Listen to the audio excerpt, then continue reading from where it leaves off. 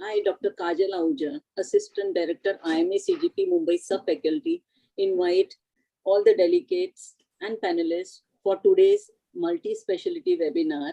Today we have 5 eminent speakers who will enlighten us in their respective subjects with the presentations. I'll hand over now I'll request Dr. Anil Awad, our President, to please give his presidential address. Yeah. Thank you, Dr. Kajal. Friends, welcome again to this webinar. We are again back to webinar after we had 3 physical CMAs. The reason is quite obvious. We have a little hike in the number of COVID cases. We can call it a 4th wave. And that was the reason we again thought of going back to webinars. So this is a webinar which will cover a good aspect of transplantation, which will include both the liver and kidney transplantation, and a little bit of something about liver, and of course one lecture on oncology. Friends, IMA has been doing so many things on the society level. We had last in the beginning of this month, we had a Safe Motherhood Week.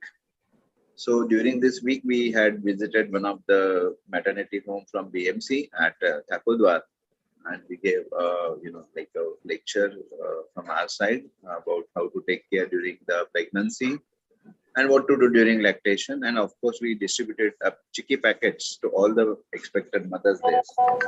Again, we had 2 blood donation camps in this month, and I mean in the month of June, and we collected a good amount of blood. One camp we collected around 90 bottles, and another camp which we had at 4 different railway stations, we collected 395 bottles of blood. So that was a very good achievement as far as the IMA is concerned. Now, forthcoming programs, if I do tell you, we have got another webinar coming up in the month of 28th. In the August, that is the 28th of August, we have fixed up a webinar. And before that, I don't know, but since we are expecting a lot of rains during this coming days, we are a little bit, keeping away from the CMEs and webinars. We have got a monsoon marathon coming up next Sunday. That is on 24th, which was to be held on 10th, but because of 2 major festivals coming on that day, Bakri Eid and Ashadi Ekadashi, we shifted the monsoon marathon to 24th, that is the next Sunday. So do join us in a large number in monsoon marathon. Another important thing is now I request you, all of you, to go through eBima, because now we have started giving at least 2 important topics discussed in the eBima. So it is not only photographs and what IMA is doing, which is reflected in Bima, but some of the very eminent speakers and the eminent doctors are going to write a few articles in Bima.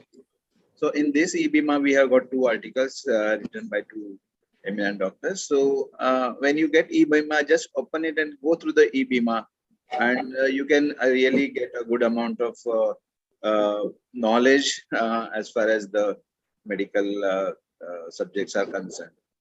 So without wasting much of time, I request Dr. Kajal Ahuja to begin with the today's webinar.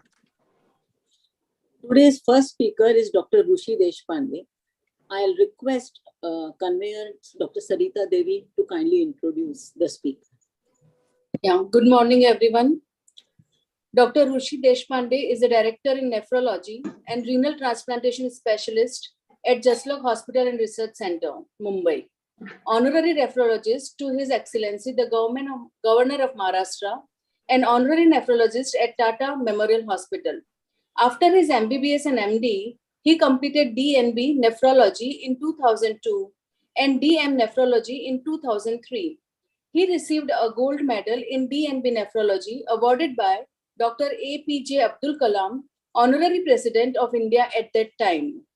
He trained as fellow in nephrology at University of Toronto, Ontario, Canada for 2 years and in kidney transplantation for 1 year in a program accredited to American Society of Transplantation, Toronto, Canada. His areas of special interest are hemodialysis, peritoneal dialysis, kidney transplantation, and resistant hypertension that's difficult to treat. He has presented multiple papers at national and international conferences and has several publications in peer-reviewed journals to his credit.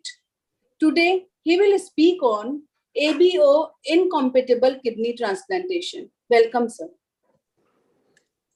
So, thank you, Dr. Sarita. Thank you, Dr. Kajal. On the web for years of special. Sorry. Yeah. So, thank you, Dr. Sarita, Dr. Yeah. Kajal Ahuja, and Dr. Anil Awad for the kind invitation, and thanks for the lovely introduction. So, let me start by sharing my slides for today's talk.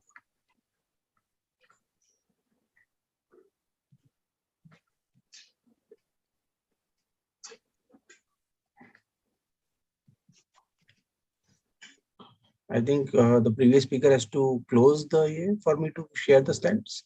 No, you can simply go. I can share. Yeah. Okay. Yes.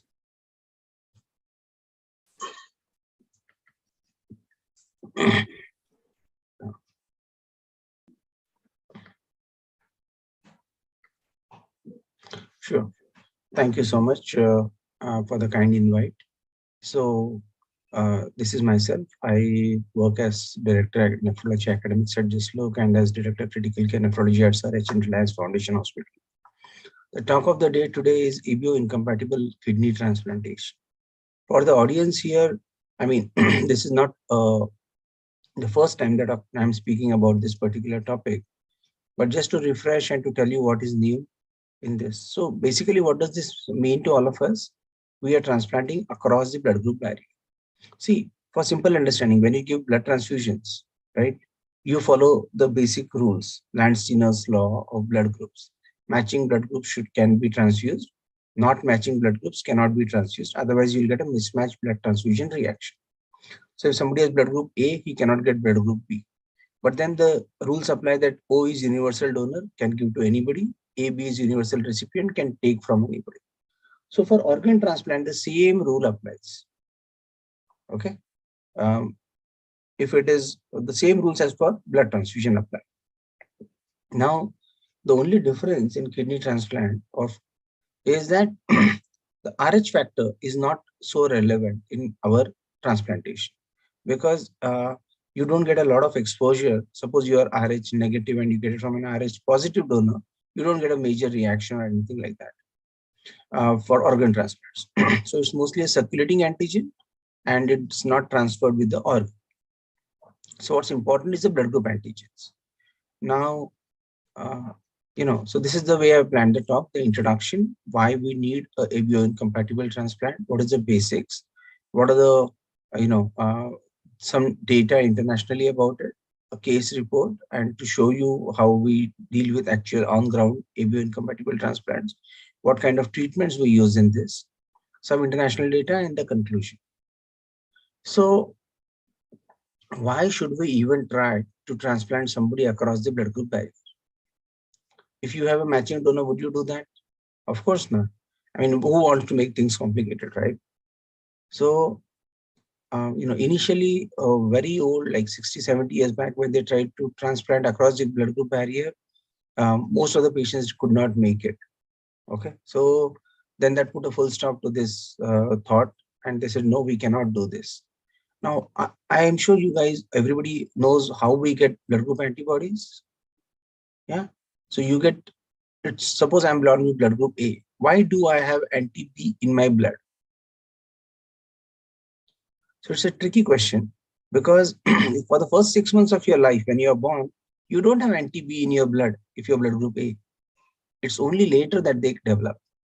So basically, these are polysaccharide antigens and they are environmentally present. Okay. So as we age, we develop more and more antibodies against the blood group antigens, which we don't possess. So that is how we get blood group antigens against different the antigens which we don't have will develop antibodies against those. Okay. So after this initial failures of transplantation, it came up that, unless you are having a matching group and a negative cytotoxic cross match, you should not do organ transplant. And this remained for a long time, almost 35-40 years. Okay. However, over a period of time, since 1989, Japan started redoing abioincompatible transplants. And today, almost 30% of all transplants in that country are across the blood group barrier. Why would you want to do that? Because it expands your organ pool. Now, look at this. Approximately 2.2 lakh Indians every year are going to need a kidney transplant. With the nuclear families being the norm in our society today, the number of donors who can donate as per the Organ Transplant Act are not too many, right? Suppose you have a donor who is either a brother or a sister or a spouse or a parent who wants to donate, but he's from another blood. Then there's no other donor in the family, right? Sometimes. So it will expand the donor pool significantly if you start accepting across the blood group transplantations or abioincompatible transplants. India, initially people made some attempt in the late 80s, but they had bad outcomes, and then that just got stopped for a period of time. Also, this whole thing of how do I do abioincompatible transplant, it's very demanding, very tedious. People thought, let's not even bother, right? So how do we do a blood group across the blood group transfer? So like I was explaining to you, suppose you are blood group A, you are going to have anti-B antibodies in your blood. Or suppose you are blood group O, you are going to have both anti-A and anti-B in your blood. Now suppose I'm giving you a kidney of blood group A. Then what is required is this anti-A antibodies in your blood. You need to remove them and you need to stop producing them, at least for a period of time, which I'll come. So removing these antibodies is what is called as depletion of circulating blood type antibodies. The treatments we use is plasma exchange or plasmapheresis and immunoadsorption. The second important thing is you should not make new antibodies. How are you going to do that? So one of the major lymphoid organ in the body is the spleen. So previously, before rituximab became routinely available, the desensitization protocols in most centers included splenectomy. Now with rituximab, it's basically a medical splenectomy, temporary, which is good enough for transplant. Because splenectomy makes a higher risk for both the morbidity of the procedure and the infections post-transplant, right? So other thing in addition to rituximab, what has been done is IV immunoglobulin has been tried, and patients need to be on immunosuppressive drugs. We also know that our own drugs that we use routinely in transplant, be it cyclosporin, tacrolimus, mycophenolate, what are they all doing? They are decreasing the production of antibodies, right? They decrease the overall immunity threshold. And why is that important? Because they should not reject the organ, right? So in this situation, the immunosuppressive drugs are also doing the same job as what is being done by, say, rituximab or splenectomy or IVIG, where the new antibody formation is decreased. So let's go through some of the current abioincompatible kidney transplant protocols. So you may realize that this is actually a work in evolution, and what we are practicing today is something what we have learned over the last 20 years of doing this. I personally did my first abioincompatible transplant in 2008. And today, after 14 years, I can tell you I must have done more than 100, 200 maybe. And it really doesn't matter to me today whether you are having a compatible donor or incompatible donor, because that's the kind of simplicity that has come into the process.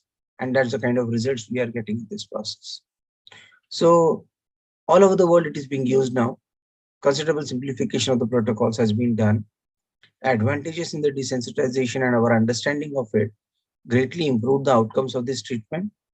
There's, if you go to different centers, they'll have their own little changes to the protocol. But basically, only two things they are trying to do. They are trying to remove the antibodies that are already formed, and they are trying to reduce the formation of new antibodies. So immunosuppressive transplant, so immunosuppression, you should start a few days prior the transplant, so that you're already giving drugs to reduce the antibody production. And then depending on what blood group kidney is being transplanted, you remove that particular antibody as a target, either using a plasma exchange, or in some centers they use what is called as a double filtration plasma exchange. It's a little more effective. But again, it doesn't matter as long as the antibody titer, which is regularly measured now. Most blood banks and labs are happy to do the titers for us, and it's fairly standardized at our hospitals, and we can get a good result very quickly. So double filtration plasma and then immunoadsorption. Now, immunoadsorption is a great technology.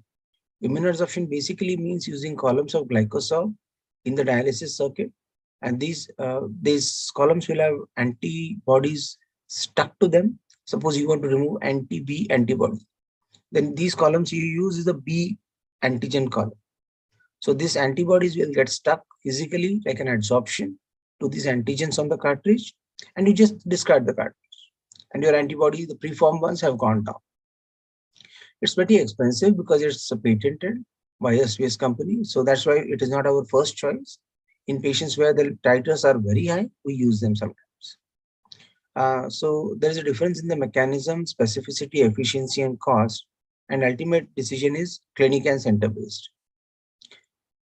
Other techniques that can be used to remove the preformed antibodies is IVIG, which is like a physical, it's a drug that can, bind to different antibodies preformed in the blood and remove them. It's pretty non-specific, but it works well. Then how do you reduce the production of antibodies? Rituximab. What is rituximab? It is an anti-CD20 monoclonal antibody. Now, you may remember that CD20 is present on all B lymphocytes, right? So CD19, CD20 is how the lineage of B lymphocyte starts. So it's pretty early in the lineage. So you'll cover across most B lymphocytes. And what do the B lymphocytes do? They make antibodies. So all these antibodies present in us are coming from B lymphocytes. So you give something that will block the production of the antibodies. Prevention of deleterious consequences of complement activation by using triple standard immunosuppression, that's necessary. So normal, like incompatible transplants, the same drugs we use, tacrolimus or cyclosporin, mycophenolate, and steroid. So polyclonal induction at the outset for some T cell suppression to prevent rejections, like we do for across the blood group transplant, or even for compatible transplants. So Montgomery had done some nice protocols in 2012 in the USA. So this is their data of around 740 transplants. So what he concluded was this, that whether you have a A1 antigen or an A2 antigen, it doesn't make a difference.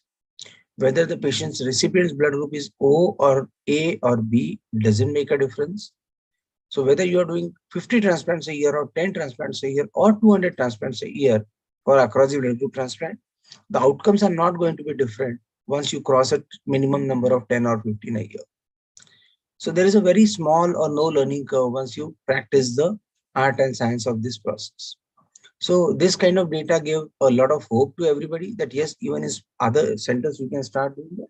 So now there are a lot of centers in our country who are trying to do ABO incompatible transplants. That being said, we were the leaders and we started it first. So this is the data for ABO incompatible and compatible transplants up to 10 years of follow-up. As you can see, the curves are kind of almost very close to each other, and the p-value is insignificant. So basically no difference between the two survival curves for patient survival. And this is graft survival, which means the kidney survival up to 10 years of follow-up. And again, you see compatible and incompatible, not very different. Okay. So this is the case I was trying to talk to you about. So this is a young boy, 19-year-old then, who presented in the May of 2011 with a stage 5 CKD. He was uremic. He was started on dialysis. Unfortunately, at that time, there were some complications and he received a fair amount of blood transfusion. And then he was referred to us. He was referred with an infectious illness. There was enterobacter and the vascular access was created for him. At that point, we discussed with the family the kidney transplant that should be planned for him. So no blood group compatible donors were available as the patient's blood group was O. So what are the options at this point? One is to do a paired kidney exchange, also called as a swap.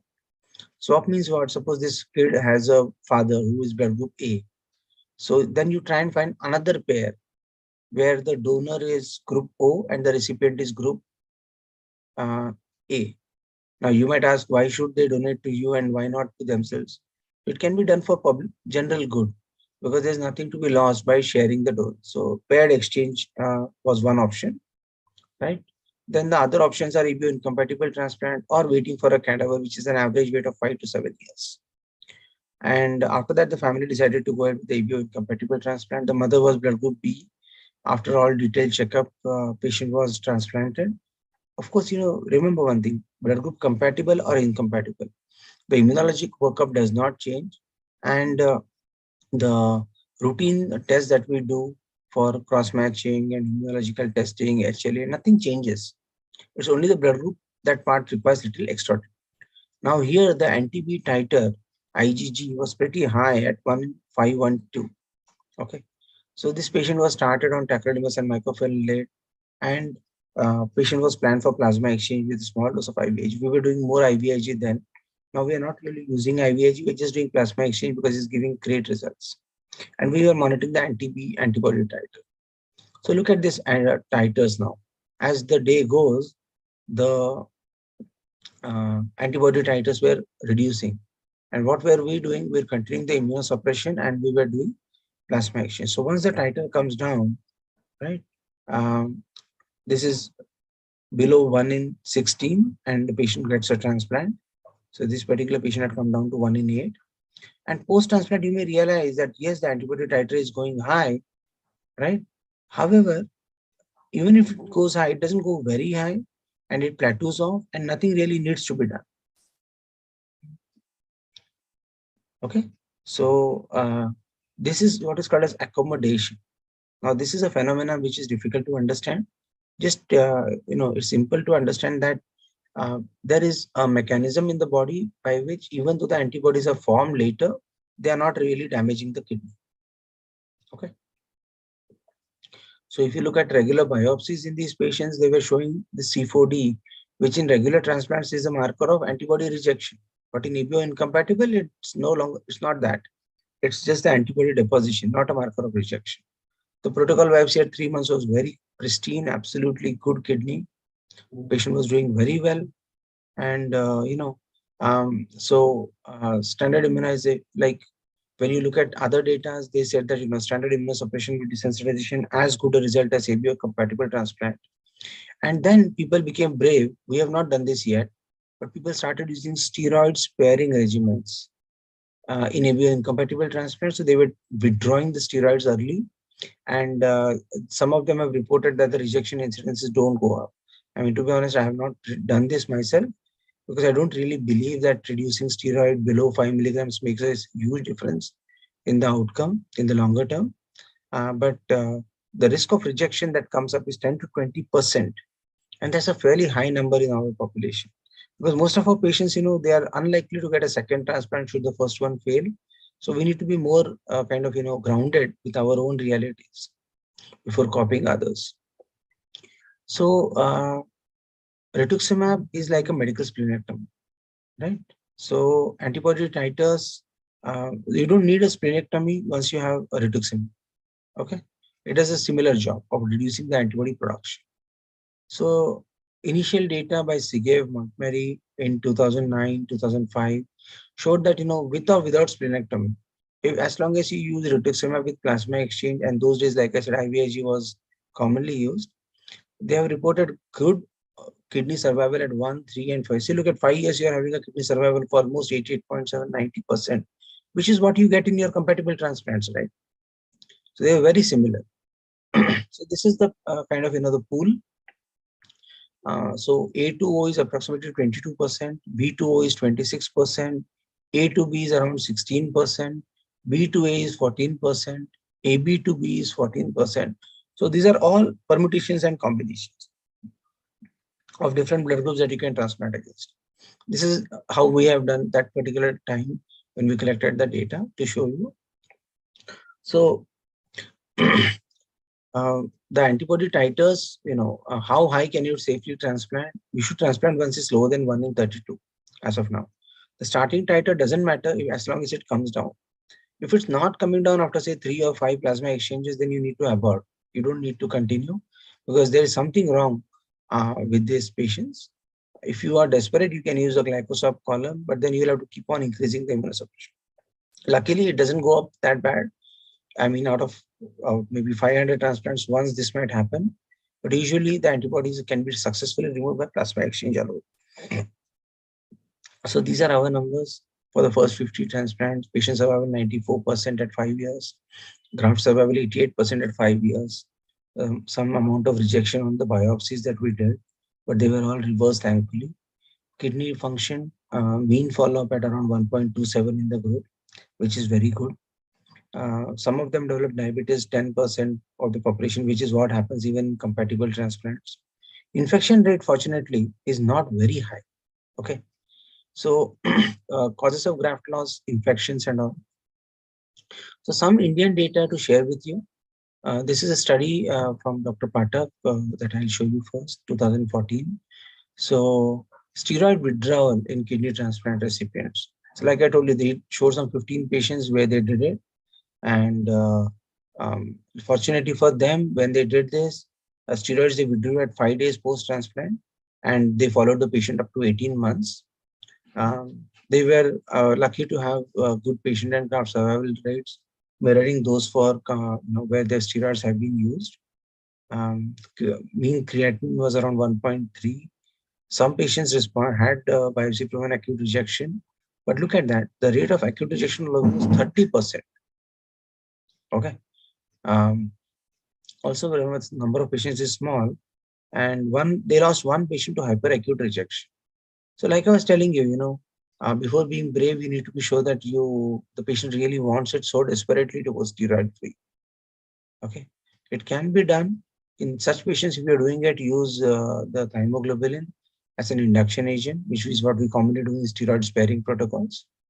This is another data by Dr. Shah so where he looked at basically the infectious complications in addition to the kidney and patient survival.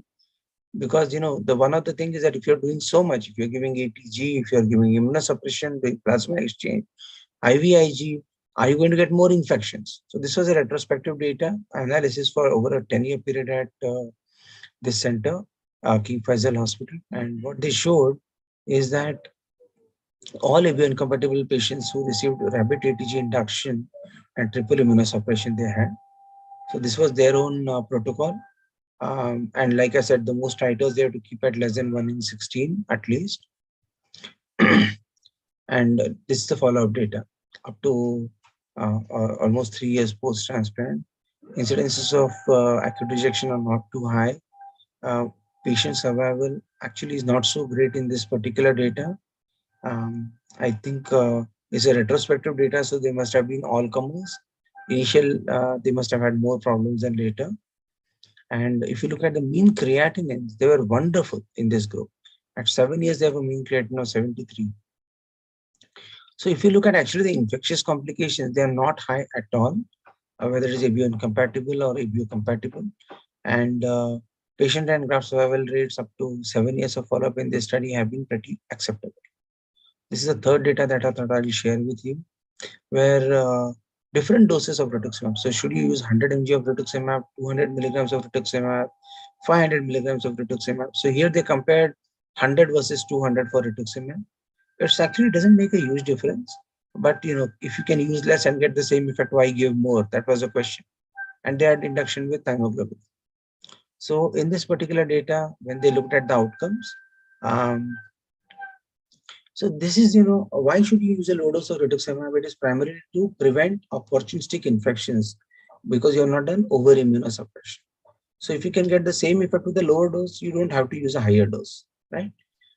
So if you look at graft rejection, it is not high between the two groups. There's similar function. However, creatinine was a little higher in the group who got lesser rituximab. Infectious complications were definitely high. when they had more rituximab as compared to less rituximab. So their outcome was that you can use low dose rituximab along with the regular treatment to get good patient survival.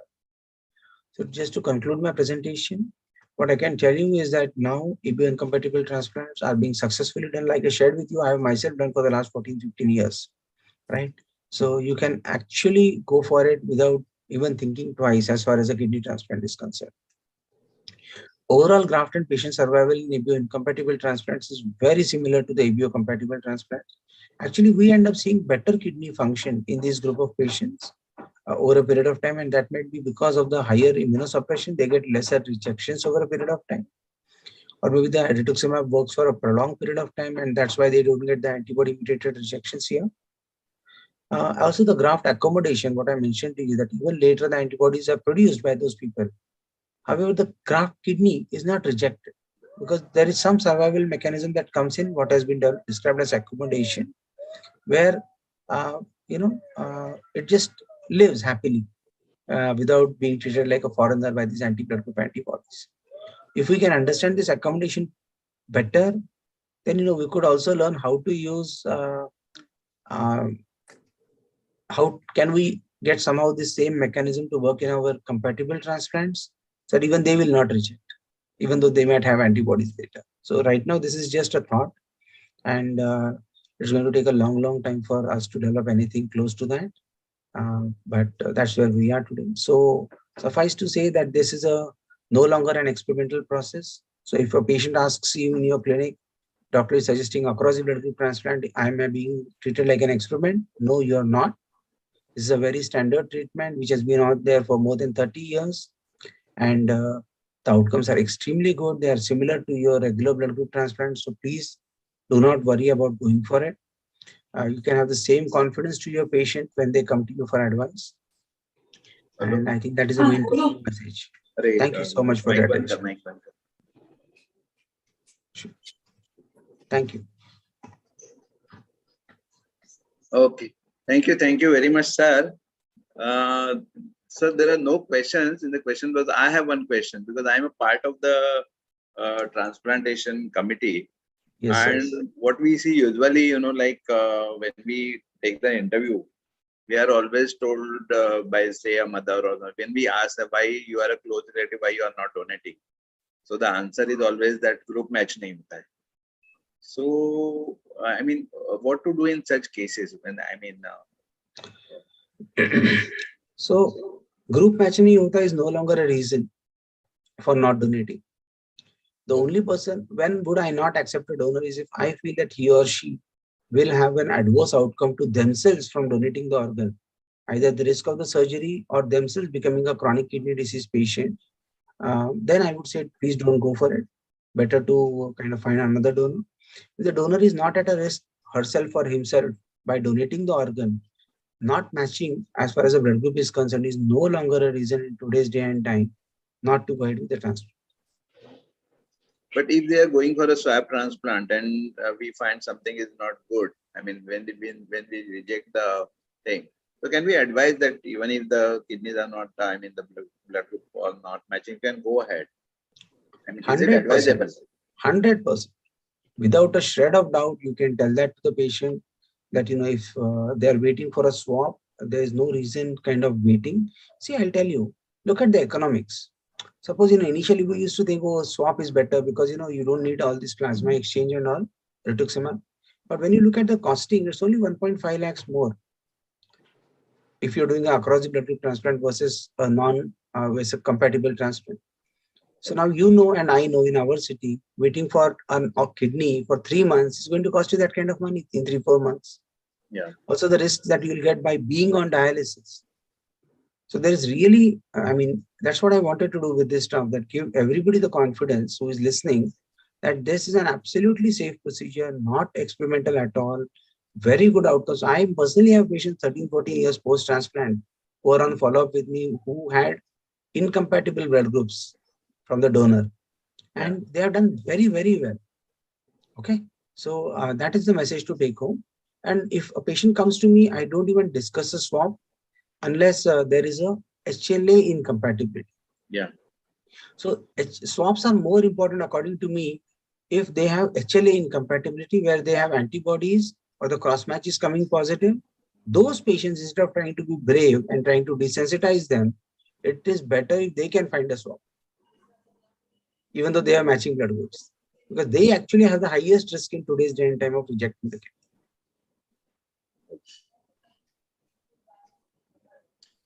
And how often we should do, I mean, in any transplant, we should do HLA? So HLA is mandatory as per the Human Organ Transplant Act. I mean, you are a part of the panel that we send your files to. So, see, the whole thing is HLA is mandated as per the Human Organ Transplant Act. So the matching, see, that's why spousal donors are so difficult. So we recently had a spousal donor with no child, and it was so hard to establish a relation, given all these things that happen around us in the society. So if we have a spousal donor with a child, it's very easy.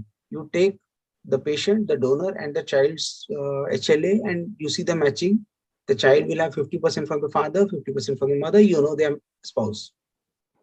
But suppose they don't have a child. Now, how are you going to establish the relation in the world? That is a spouse. You're going to depend on papers. And we all know that papers are not 100%. Yes, yes. So that is a really tricky thing for you as a committee member to give a consent to, because that is the problem area. Kajal, there are a few questions. What is the cost of kidney transplant as on date? One question. See, it depends like in every other patient that you admit in a hospital, it depends on the class of the admission and depends on the complications that may or may not happen during the surgery. So the lowest costing will be around 8 to 10 lakhs, and the maximum, say, in a single deluxe room could go up to 20 lakhs. Mostly it is 10 to 12 lakhs. Yeah, 10 to 12 lakhs is an average number to carry with. Yes, yes. One more question. Is immunosuppressant dose required in AVU incompatible is more? No, it's similar to the compatible transplants after the initial induction phase is over. So at the end of 1 month, you might actually forget in your clinic who had a compatible transplant and who had an incompatible transplant. That's how similar they go. Okay. Thank you. Thank you. Thank you. Thank Thank you, you so Dr. much. Rushi Thank Deshpande, you. sir. Thank you, sir. Thank you. Dr. Kajal, Yeah. Second speaker is Dr. Akash.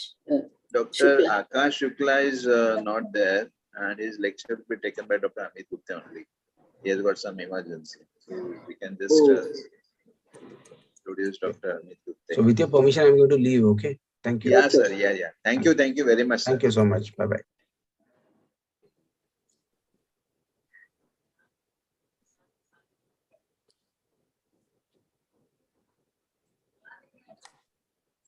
Amit Gupta. Dr. Amit, welcome. Are you going to talk on SOL first, or is it fatty liver? Yeah, sir. So HCC first, followed by fatty liver. Both of them, one after the Both other. of them. Okay. And how will you like? Should I stop between and take questions, or all together, whatever you say? We can take both the questions together. Yeah. Sure. Yeah. Okay. Dr. Amit Gupte is a consultant in the Department of Hepatology of Sir H.N. Reliance Foundation Hospital and Research Center. He completed his MBBS training from the prestigious St. J.S. Medical College and KM Hospital, after which he pursued MD Medicine from MS University, Baroda. He received DM Gastroenterology and then Hepatology Fellowship training from St. J.S. Medical College and KM Hospital. He also did advanced hepatology and liver intensive care observership at King's College Hospital, London. His areas of special interest are peptic gastric ulcer, irritable bowel syndrome, ulcerative colitis, acute liver failure, alcohol-induced liver diseases, fatty liver, portal hypertension, clinical optimization and endoscopic management, and acute on chronic liver failure, and hepatocellular carcinoma, autoimmune liver disorders, and vascular liver disorders, etc. Dr. Gupte was a bright student with an impeccable academic record, for which he received various awards and scholarships, including the Young Scientist Award and second prize for the best poster at ICSCON 2012.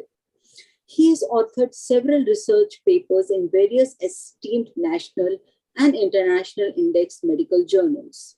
He has also presented his papers at many conferences and CMAs where he received well-deserved appreciation. He is also a member of Acute Liver Failure Expert Committee of Zonal Transplant Coordination Committee, Mumbai. Today, he'll be speaking on approach to patient. First, he'll speak on approach to patient with liver SOL and then approach to patient with fatty liver. Welcome, Dr. Amit Gupte. Thank you, ma'am, for the kind introduction. So I'll just start. I'll share my screen.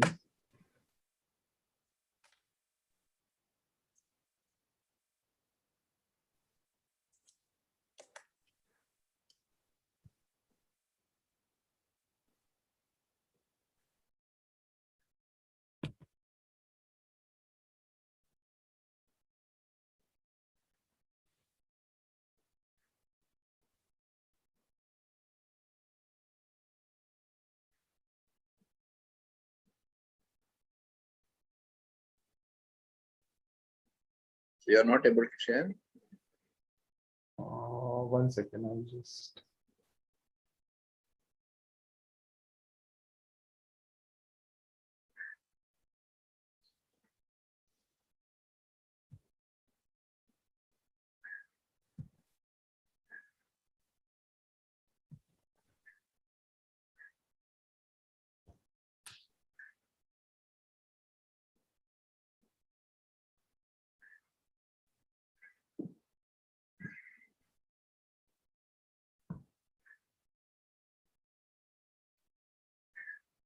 I'm not able to share. Can you give me 2 minutes, please? Aditya, can you help Dr.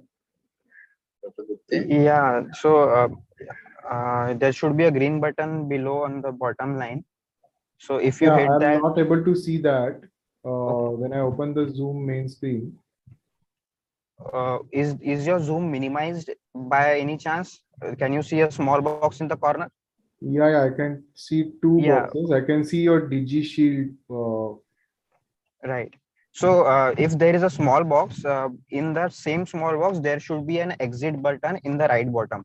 Once you hit the exit button, you will be able to view the zoom in full screen. And then there will be a share button over there. Yeah, that is the. I'm not able to see the Zoom in full screen. That is the problem. May I ask on which operating system you are on, Apple or Windows? Windows. Okay, I think it should be there then minimized. Can I? Try. What I'll do is I'll log out and try again.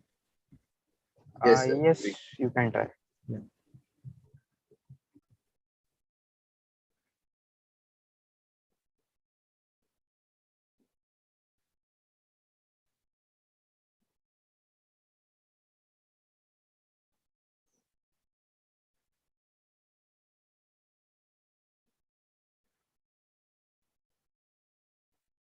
Dr. Jitesh Mehta, are you there? We would love to see you. Yes, I'm there. अरे दिखाओ तो मुकड़ा तो दिखाओ. Yes, अरे Jitu वाह, bhai. very good, very good. Yeah, looking fresh, huh? ये अभी रात के 10 बजे 10:30 बज गए. क्या पूरा दिन थोड़ी काम करते हैं अभी तू? अरे पूरा दिन घूम के आया ना. Oh, good. Very good. क्या बोलता है? सब ठीक. All well. Yes. Nice to see our IPP. Yes.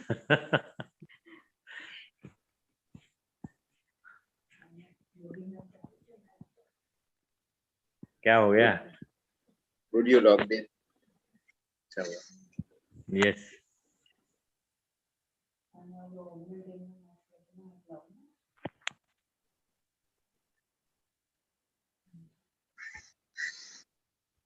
Yes. Dr. Gupte is back.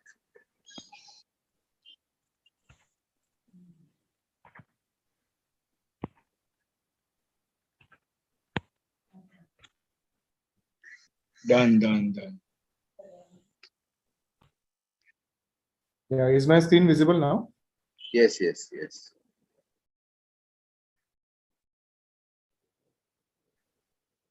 Yeah. Are the slides moving? Yes, yes. Okay, fine.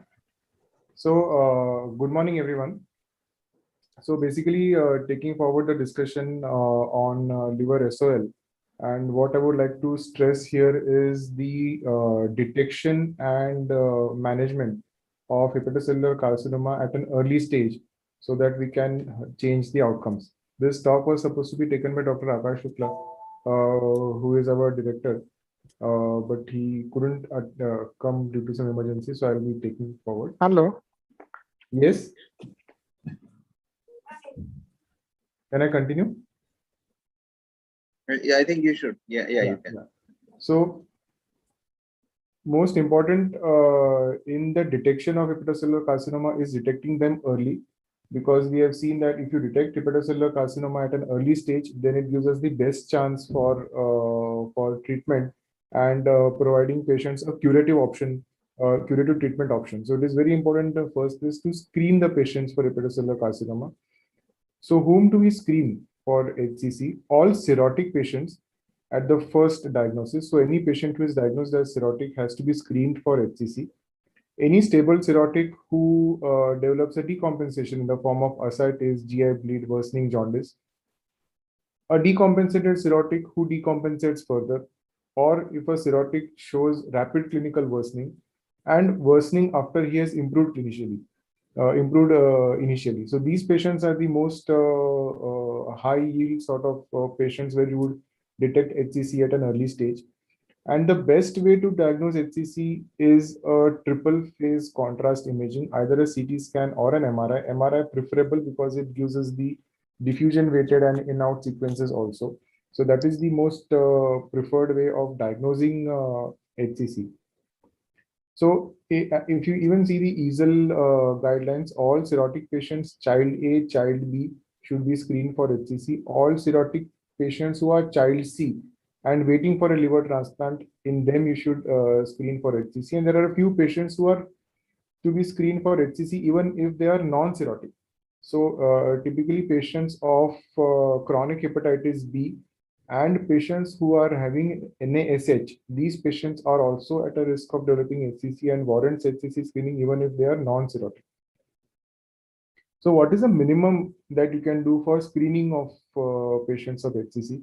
So every 6 monthly alpha-fetoprotein and USG abdomen, this is the minimum that has to be done. Even when we order for a USG abdomen, it is very important to convey to the radiologist that we are looking only for liver lesions and nothing else, and order the sonography accordingly. Otherwise, we get everything else, but the focus is not on the liver. So it has to be conveyed to the radiologist that we have to focus only on liver lesions. Diagnosis of HCC, as I discussed, is based on non-invasive criteria. Once you have a doubt on screening, patients should be subjected to triple phase contrast imaging, which gives a signature appearance on the contrast imaging. So HCC is predominantly supplied by the hepatic artery, and rest of the liver is mostly supplied by the portal vein.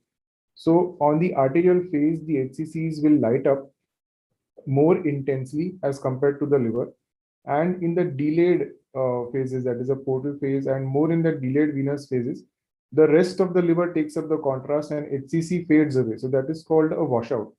So if you see a arterial phase hyperenhancement and a delayed phase washout, then this is a signature pattern of hepatocellular carcinoma. No other tumor by and large produces this pattern on triple phase imaging. So it is very important to know that the diagnosis of HCC is based on this criteria, and we don't need a biopsy or any other biochemical marker for diagnosis per se. So as I discussed earlier, if you see a mass or nodule on imaging, suppose we have a patient of cirrhosis and he is subjected to screening, and USG shows a mass or nodule on the imaging, then how do we proceed further? If the mass is or the nodule is less than 1 centimeter in size, then we can just repeat a sonography after 4 months. And if it is changing the pattern or if it is growing in size, then we subject patient to a contrast CT or an MR. If the lesion is already more than 1 centimeter in size, then we have to do either a contrast CT or MR to confirm the diagnosis. And if we see the typical pattern that I mentioned, that is arterial phase hyperenhancement and washout, then it is HCC beyond doubt. If the pattern is not very classical, for example, on a CT scan, we can do an MR to confirm it. And even if the MR shows atypical features, then in those patients, we need a biopsy. So this is a reporting system, imaging reporting system that is called as the LIRADS.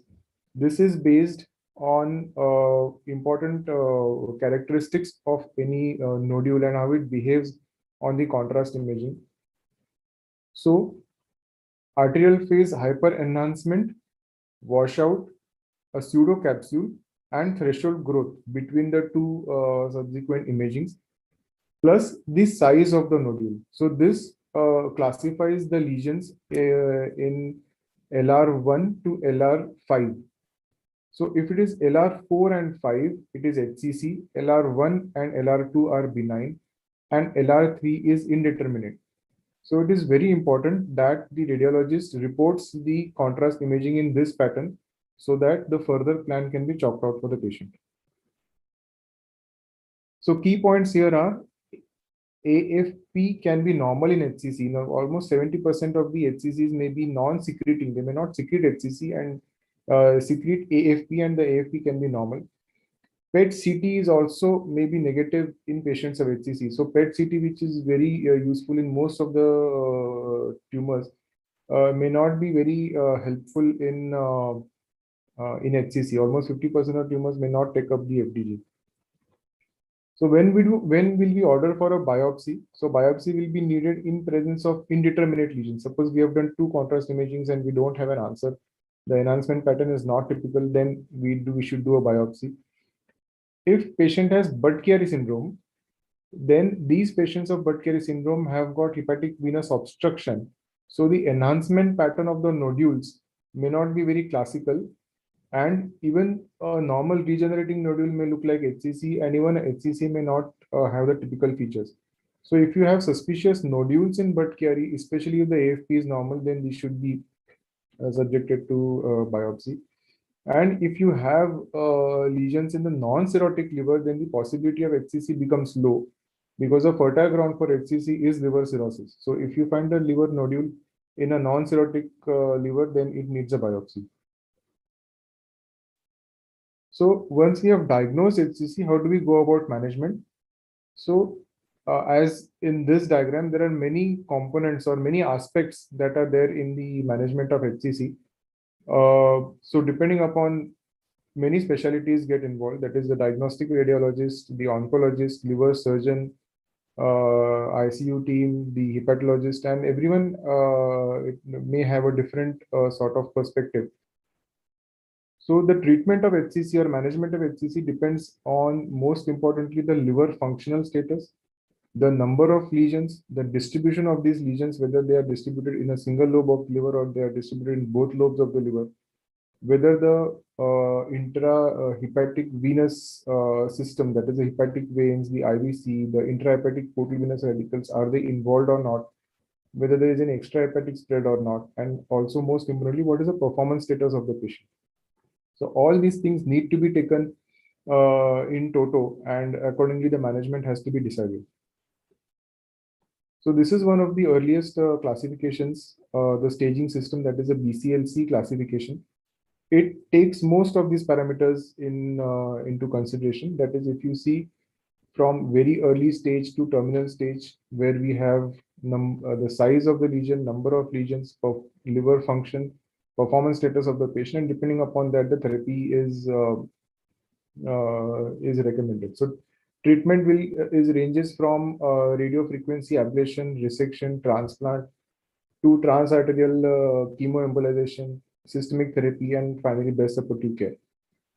Very important here is to understand is the intermediate stage HCC, where it is multinodular unresectable HCC, but the liver function is preserved and performance status is good. So we do get many patients who come with this stage. They have some vague abdominal pain. They are otherwise preserved, and imaging shows multinodular HCC. And it is very disheartening to see such patients, But these are the patients where treatment can be offered, and aggressive treatment may result in good outcomes also. So this is a new liver cancer staging system, that is a Hong Kong liver cancer staging system, which sort of dissects the possibilities further. So depending upon the size of the lesion, number of nodules, and whether the intrahepatic venous invasion is present or not, the liver tumors are classified as early, intermediate, and locally advanced. And further, based on the liver functional status, that is the child score, and the ECOG, that is the performance status of the patient, the patients are classified into stages from 1 to 5B, and the treatment is stratified accordingly. So early stages, preserved liver function, no extrahepatic or no extravascular involvement, would be eligible for resection, ablation, TACE. And patients who have got early tumor, but they are child C and a relatively okay performance status, they would be eligible for a transplant. So this is very important to take all these factors into consideration and then decide the treatment for a particular patient. So this was a comparison between the HKLC and the BCLC staging system. And when patients were treated with HKLC algorithm, they had a better overall survival.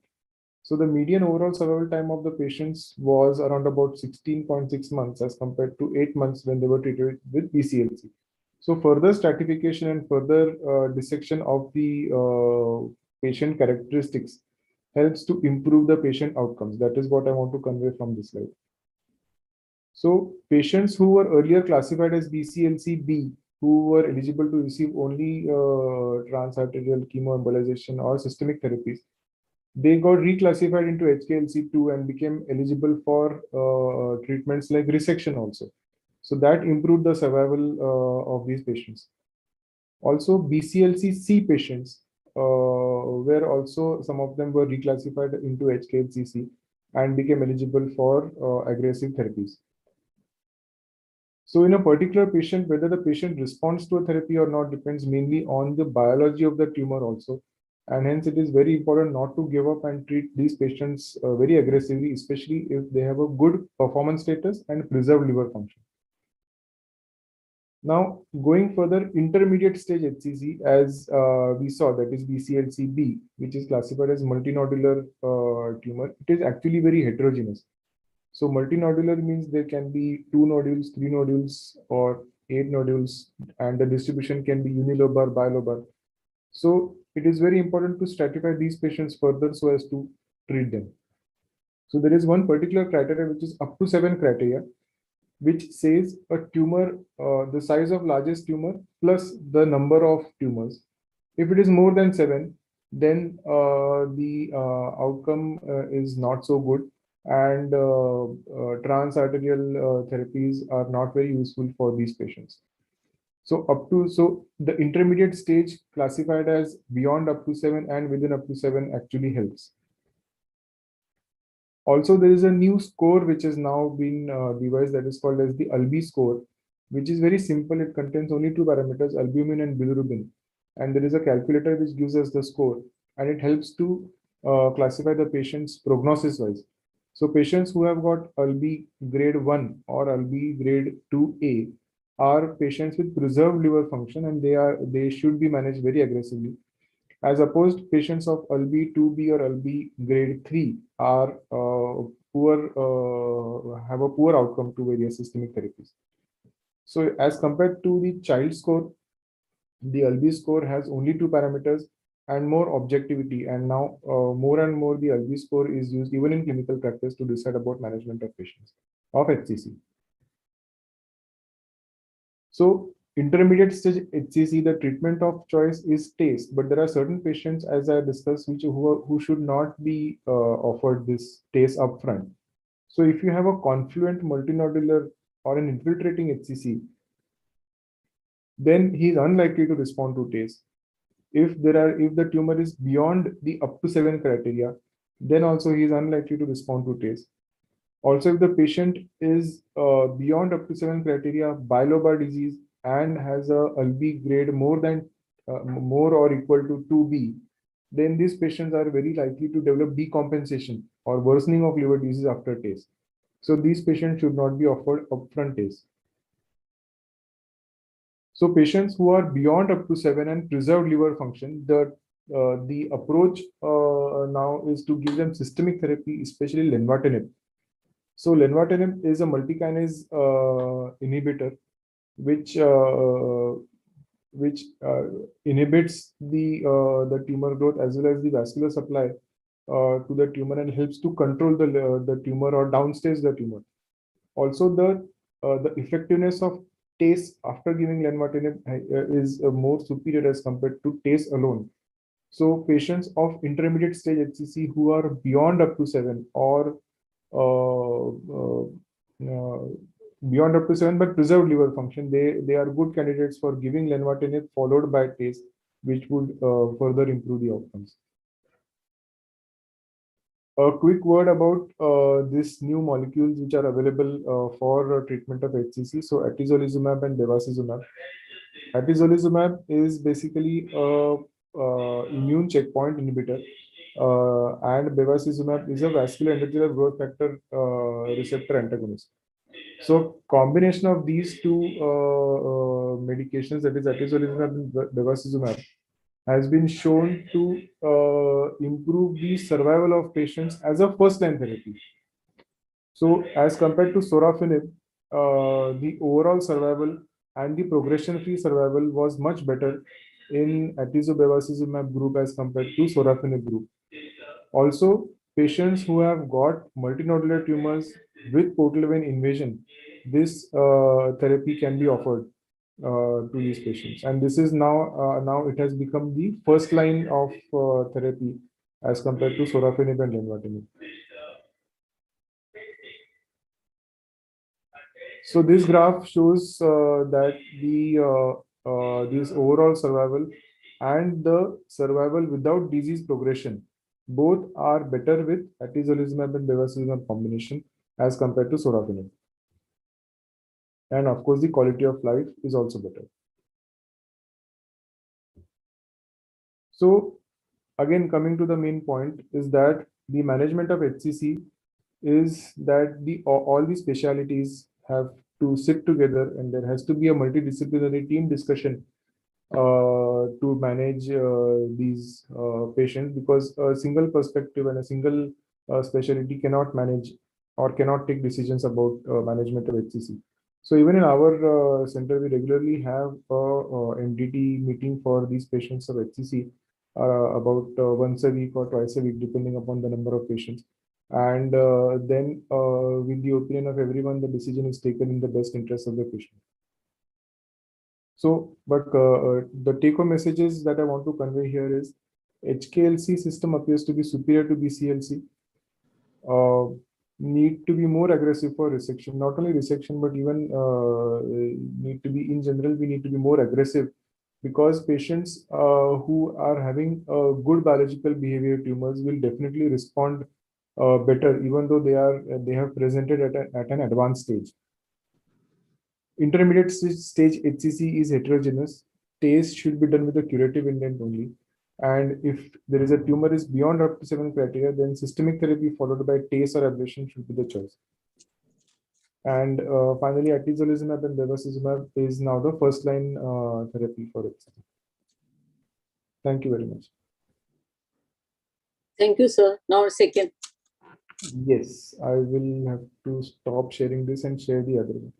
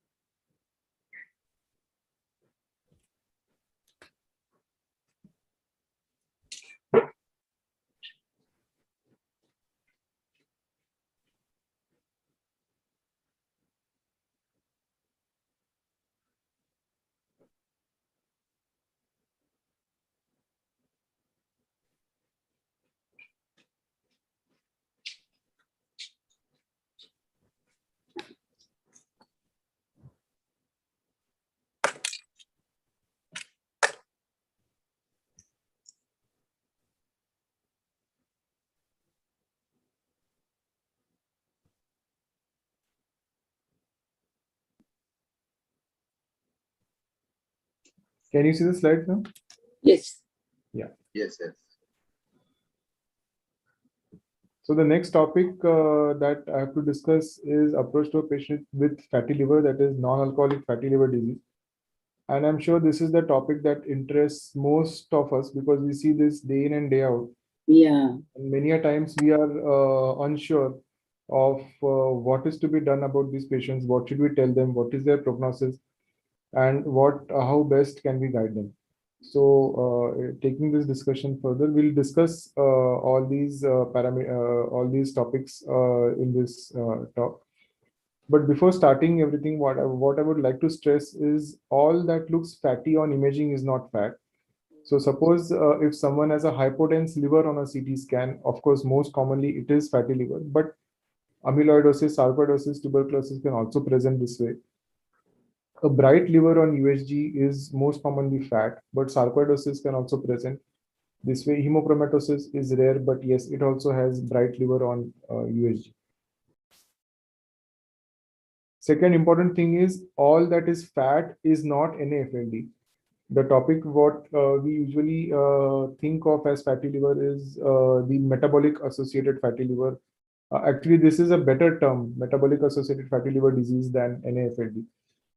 But all that is fat is not NAFLD.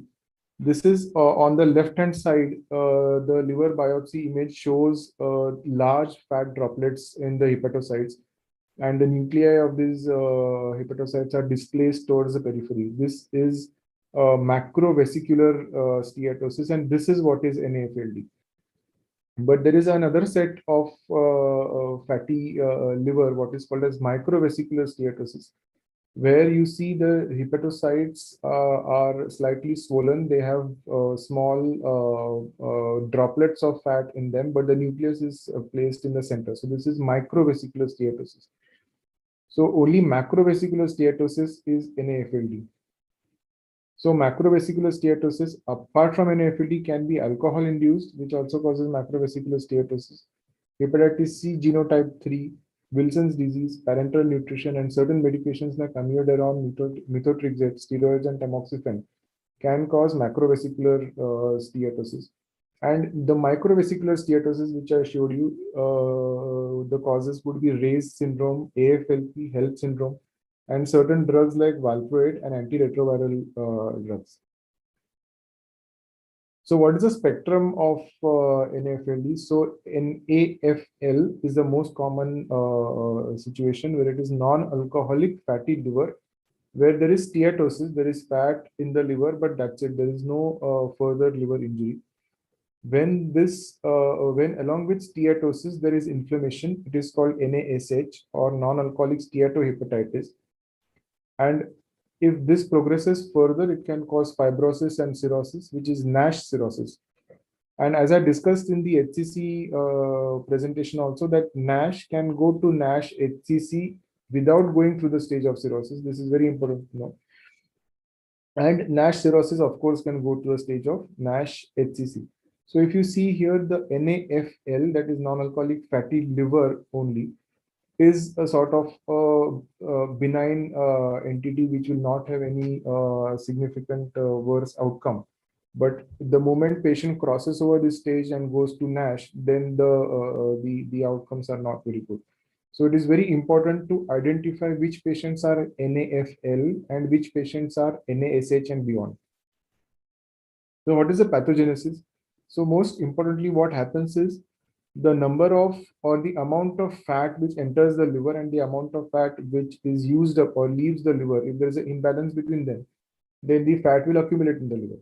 So dietary chylomicrons, free fatty acids which are generated through the adipocytes are carried to the liver, and liver utilizes them by beta oxidation. Liver will convert them to phospholipids, and triglycerides are formed which are secreted as VLDL. But if this balance, input output balance, is disturbed, then the fat will start accumulating in the liver. Now once the fat has accumulated in the liver, then some patients will develop NASH. So that depends upon the metabolic milieu. So if there is insulin resistance, if there is increased body fat, decreased adiponectin, then there will be various inflammatory markers which are released, like NF kappa B, which would release the TNF alpha, and also the free fatty acids. If there are excess of free fatty acids, they can cause lipid peroxidation via the CYP450, or they can even cause direct mitochondrial toxicity. And ultimately, these inflammatory markers will activate the stellate cells of the liver to lay down their collagen, which will form a fibrosis and may progress to cirrhosis. So this is how simple fatty liver will progress further to inflammation and fibrosis or cirrhosis. So what is the prevalence of NFL? So this was a study which was done in almost 300 subjects, and around about 150 liver biopsies were done in patients with a mean BMI of 29. And they found that 46% of patients who had actually had NAFL, and 30% of the patients who had fatty liver on sonography had NASH. Also, in patients who had diabetes, almost 75% had NAFL and 22% had NASH. So, if the metabolic parameters are not in our favor, then there is more likely that a particular patient will have NASH rather than simple steatosis. So this was a very interesting study done in 159 healthy relatives of the patients who were coming to the to a hospital, and they were screened by sonography, and 25% of them were found to have fatty liver. And I think this is similar to what we find in our practice, like 20 to 30% of USGs done for some other purpose will have fatty liver. So the mean BMI was higher in those who had fatty liver, and lower, like 25 and 29. That was the mean BMI of the patients with and without fatty liver. Which patients are at high risk of progression of fatty liver to the further stages? So obesity, yes, severe obesity, and especially patients who present for bariatric surgery, almost 90% of them will have fatty liver. And very interesting to know that almost 5% of them will have unsuspected cirrhosis, which is detected at the time of pre-op workup for bariatric surgery. Patients with diabetes, almost 50% according to Indian data and 70% as per the Western data have NAFLD. And patients of dyslipidemia, almost half of them will have NAFLD. So this I have already discussed, but just to highlight here is that out of the total patients who have NAFLD, 9 to 20% of them will progress to fibrosis and cirrhosis. And once there is cirrhosis, then we know that they will go through stages of compensated cirrhosis, decompensated cirrhosis, and ultimately HCC and liver failure. So most important differential diagnosis here is alcoholic liver injury, and alcohol will also cause fatty liver, and there is really no investigation which will reliably distinguish between alcohol and non-alcoholic liver disease except for a good clinical history. So alcohol consumption has to be less than 30 grams per day in men and less than 20 grams per day in women to classify someone as non-alcoholic steatohepatitis. Actually, in practice, we see many patients who are obese as well as have metabolic parameters and also have significant alcohol intake. And most of these patients have got both or dual. They will have alcoholic liver injury also, as well as the metabolic liver injury also. And we see quite a lot of these patients. So liver biochemistry or the liver function test. So none of the tests are very specific for NASH. Liver enzymes, if they are AST and ALT, they cannot quantify as steatosis. They will not show whether there is fat or not. But yes, if the AST and ALT are elevated, then you know that there is inflammation going on, and this patient is more likely to have NASH rather than just plain NAFL. If AST is more than ALT, or if the patient has high GGT, then probably this patient has definitely got NASH and probably has some amount of fibrosis also. Other tests, total protein, serum albumin, iron and bilirubin, will give us the overall idea of the liver function, but they are not specific for NASH. So on sonography, grade 1, grade 2, grade 3 fatty liver is usually reported, and we know that if liver echogenicity is higher than renal cortex, it is called grade 1. If the liver echogenicity obscures the portal vein branches, it is called grade 2. And if the liver echogenicity obscures even the diaphragm outline, it is called grade 3.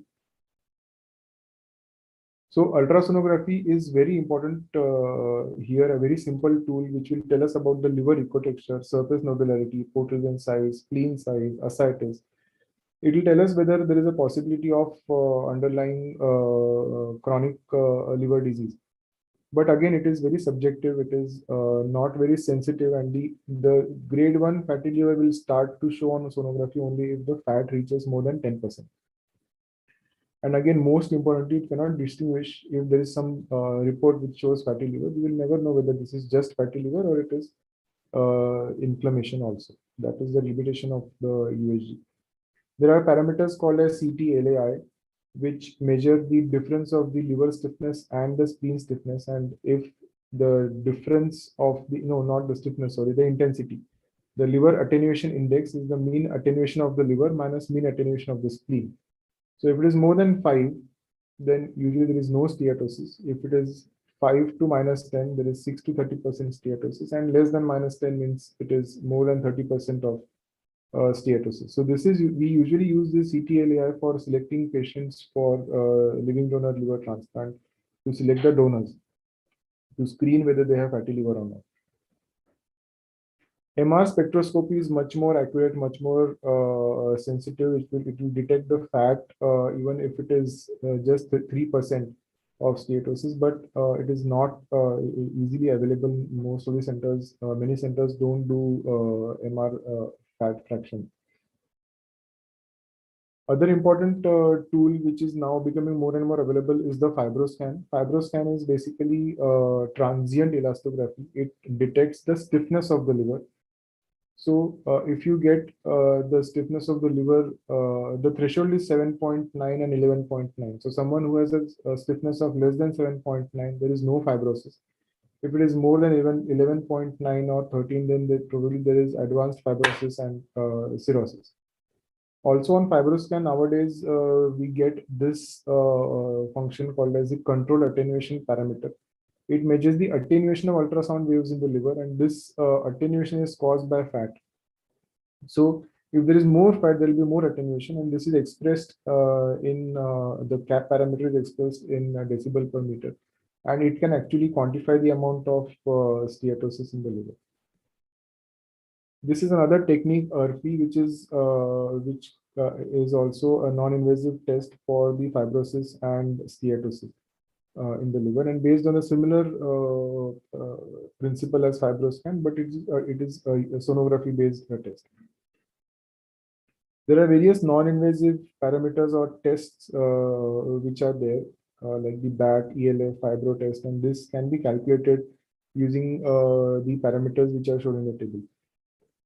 The most usually what can be used easily is the NAFLD fibrosis score, and it is an online calculator where you can enter the age, BMI, impaired glucose, impaired fasting glucose, diabetes, AST, ALT level, platelets, albumin, and you get a score which will predict whether there is whether this patient is likely to have significant fibrosis or not. FIB4 is another test which uses the similar function. So how do we distinguish between NAFL and NASH? So clinical, biochemical, and imaging parameters cannot differentiate. Only a liver biopsy can actually differentiate between NAFL and NASH. But it is not practical to do biopsies in all patients. So which are the patients who are at high risk of having NASH rather than NAFL? So if a patient has metabolic syndrome, like if a patient has diabetes, dyslipidemia, hypertension, then this patient is more likely to have NASH. Patient who has got deranged SGOT, SGPT is more likely to have NASH rather than plain NAFL. And cytokeratin 18 is a new marker which can tell us whether there is presence of NASH. So as I told, role of liver biopsy usually in confirmation of to confirm the diagnosis, to quantify the to stage the disease basically, and in patients whom there is a doubt in the diagnosis, like suppose we are considering some other alternative diagnosis and the clinical picture is not fitting in, then only we should consider a liver biopsy. Otherwise, this is not routinely used. So how do we manage these patients of NAFL? The most important line of management is the lifestyle changes and weight loss. So this, even though I will be discussing many other modes of treatment, but the underlying treatment and the most important sort of therapy remains this. So if we achieve a weight loss of 3 to 5%, it can NAFL can improve. But if someone has NASH, then we need at least 10% of weight loss if we have to improve NASH. So diet-wise, we all know avoidance of simple carbohydrates, hypocaloric diets, and aerobic exercise is the most important for control of the metabolic parameters. Smoking and alcohol obviously to be avoided. We don't want additional injuries to go on when a patient is already having NAFLD. So the lifestyle changes is to plan weight loss, to set goals. Most important thing here is to achieve a optimum weight loss of half a kg per week. You should not try to achieve more, but half a kg per week is a good optimum sort of weight loss, and this can be achieved if we can achieve a deficit of 500 kilocalories. So you reduce the diet by 500 kilocalories or you burn 500 kilocalories, then we can achieve this half kg per week weight loss. And interestingly, brisk walking burns 8 calories per minute, jogging 10, running 12. So this can be a rough guide to our patients as to the duration of the exercise that they need. How to cut down calories, most importantly, avoid junk food and avoid overeating. I think that this is most important is avoid overeating, to stop eating when you are full. So these things will help to achieve and maintain the weight loss. Coming to pharmacotherapy, there is therapy which acts on the metabolic pathway. We used to have metformin, pioglitazone, which would improve the reduces hepatic glucose production, increases glucose uptake, improves the insulin sensitivity.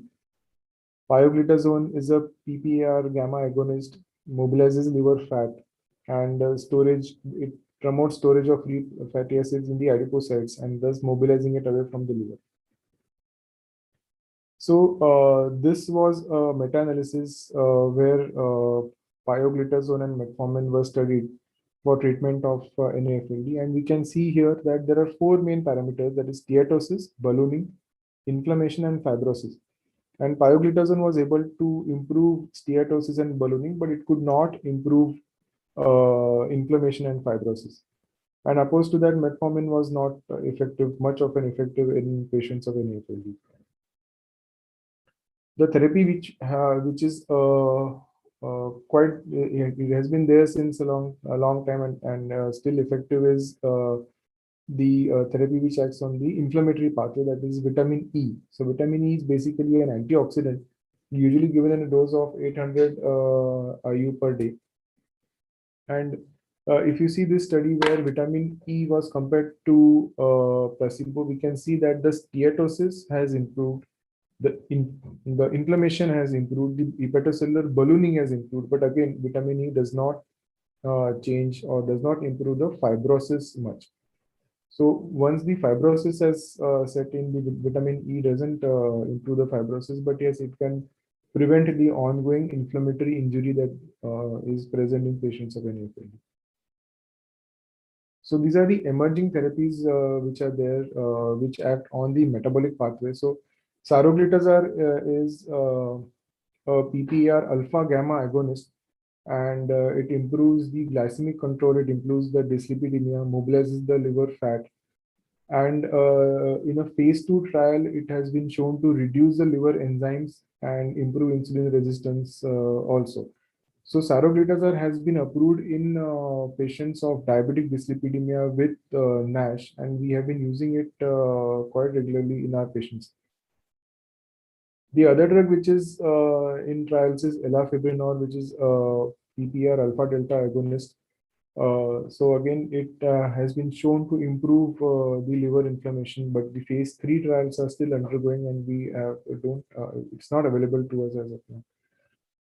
The other emerging therapy which is promising is obeticholic acid. Obeticholic acid is a farnesenoid X receptor agonist. It acts by inhibiting hepatic gluconeogenesis. It reduces lipolysis, enhances beta oxidation, improves insulin sensitivity, and also it is anti-inflammatory and interestingly anti-fibrotic also. So obeticholic acid theoretically would be a very good molecule to treat patients of NAFLD. So there was this Flint trial where they enrolled patients who were non-cirrhotic, and they found that almost 45% had improvement in the NAFLD activity score as compared to 21% in placebo, and 35% had improvement in fibrosis. So obeticholic acid does promise to be a good medication, but it is not to be used in patients who are cirrhotic. So it is only in patients who have got stage 2 and stage 3 fibrosis, non-cirrhotic patients. And also it is to be avoided in patients who have got decompensated cirrhotics, because their decompensated cirrhotics can actually worsen with obeticholic acid. So the phase 3 trial, that is the Regenerate trial, is ongoing, and the results are expected in 2025, and that would probably give us more insight in terms of use of obeticholic acid. Obeticholic acid paradoxically produces side effects like pruritus, and it also increases the LDL cholesterol, but it is said that these side effects would stabilize and not progress in the due course of therapy. These are the other medications which are there, which can be used but are not approved as such in the guidelines. Now, what is the role of bariatric surgery in patients of NAFLD? So we know that the most important thing that achieves reversal of fibrosis or reversal of the inflammation in patients of NAFLD or NASH is weight loss. So extrapolating that, the bariatric surgery should be helpful.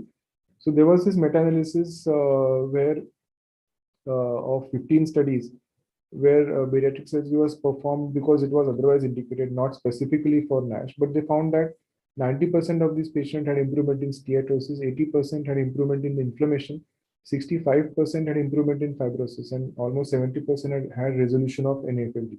So that promises to be a very good option for these patients. Now, one important thing that I would like to draw attention is the definition of obesity and overweight for Indians. So there was this consensus statement published in JAPI where the definitions were revised. So for Indians, the overweight, so suppose BMI is 23 to 24.9, it is classified as overweight, which for Western population is 25 to 30. Obesity is more than, so BMI more than 25 is obesity, as compared to Western classification where more than 30 is obesity. Waist circumference more than 90 for men and 80 for women. Also, this is a lower cutoff. So basically, this was a result that in Indians have the same outcome as compared to Westerners when they were matched for a lower BMI and waist circumference. So that is the reason why this reclassification was done. So there's something called as lean NASH. So this is also something which you would have commonly seen in your practice, that the patient is not apparently overweight, not obese, but still we have he has fatty liver. So this was a study where 150 NAFLD patients were classified as group 1, group 2, group 3. Group 1 were obviously overweight and obese. Group 2 had normal BMI, but they had abdominal obesity, that is increased waist circumference. And group 3 were neither had raised BMI or neither had any abdominal obesity. So they found that group 1, 80% had NAFLD, group 2, 5% had NAFLD, but in group 3, 15% had NAFLD. So this is basically lean NAFLD, what is called as physically lean but metabolically obese. So these are the patients where really we don't know the exact pathogenesis of what's going on and what exactly should we advise, what weight loss or lifestyle modification we need to advise for these patients. Interestingly, what we have recently found in patients of NAFLD is we have been doing bioimpedance analysis, body composition analysis regularly for patients. of NAFLD, and we have found that the patients who have got lean NAFLD, they are lean in terms of the BMI and all the other definitions. But the body impedance analysis shows that they have more proportion of fat in their weight as compared to muscles. So somewhere they are still metabolically obese, and reducing that amount of fat will probably definitely help in terms of improving the liver status. So summarizing the management of patients, if patients are patients of NASH and they are BMI of more than so they are qualifying. If they're qualifying for bariatric surgery and they have NASH, then the treatment depends upon whether they are whether what is the liver status. If there's no cirrhosis, then lifestyle changes and combination of lifestyle changes and pharmacotherapy will help. If they are child A cirrhosis, then lifestyle changes and to work up for other causes and optimization of management of cirrhosis. If they are decompensated cirrhosis, that is, if they have ascites, jaundice, coagulopathy, then lifestyle changes, whatever can be done within limits of their activity, and managing the decompensated cirrhosis and seeing whether they are candidates for a liver transplant. If patients are NASH and they are otherwise qualifying for a bariatric surgery, then can they be offered bariatric surgery? Yes, they can be offered bariatric surgery. If they are non-cirrhotic, then definitely we can go ahead with bariatric surgery. If they are child A cirrhosis, even then we can go ahead with surgery. But if they are having decompensated cirrhosis, then bariatric surgery is obviously contraindicated. So bariatric surgery has not been studied as a direct treatment for NAFLD. Suppose there is a patient who has NAFLD and fatty liver, but he doesn't qualify otherwise for a bariatric surgery. Then it is not recommended because there are no studies to address the same. But if someone is qualifying for bariatric surgery, then presence of NAFL or even child A cirrhosis due to NASH is not a contraindication. Thank you. Thank you, Dr. Amit Gupte. There is even a common question. Many routine patients with USG reports show fatty liver. Is it significant if the patient is non-alcoholic? So again, ma'am, very good and very common sort of problem that we face routinely. So whenever there is a patient who has fatty liver on sonography, it is very important to identify whether this patient is likely to have just simple steatosis, which will be harmless, or he is going to have NASH, which would need a very aggressive sort of treatment. So most importantly, what we can do clinically is to have a look at the LFT. If the LFT shows SGOT and SGPT are raised, if the albumin is on the lower side, if the bilirubin is high, then this patient already has NASH. If the patient is obese, if he has diabetes, if he has dyslipidemia, if he has hypertension, and if he has abdominal obesity, then also this patient is at a very high risk of already having NASH, and these patients should be stratified and managed very aggressively. If the patient has normal liver function test and no risk factors, then probably we can reassure them that it is just fatty liver.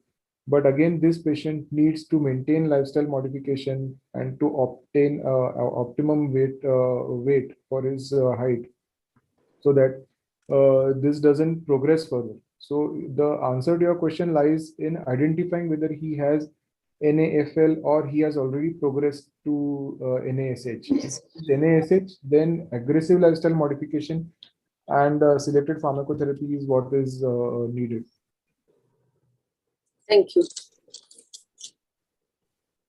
Any other questions from panelists? There is one question in the chat box.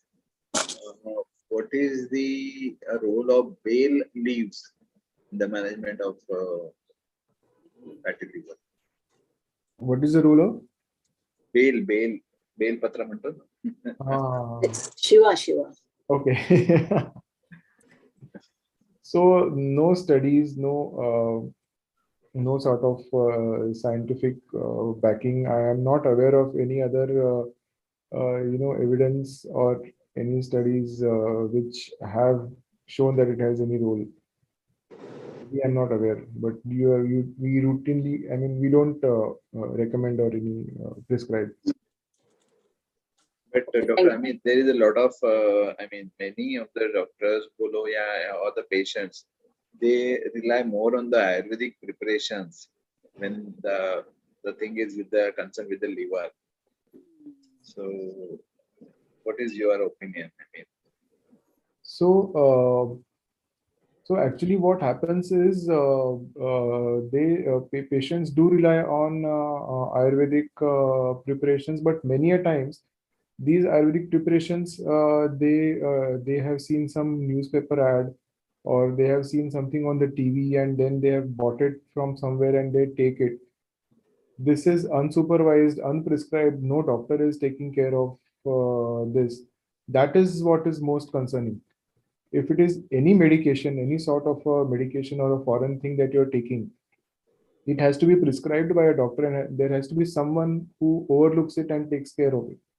So if a Ayurvedic physician has prescribed it, then obviously he would have some thought process in giving and understanding the whole thing, what medication is being given.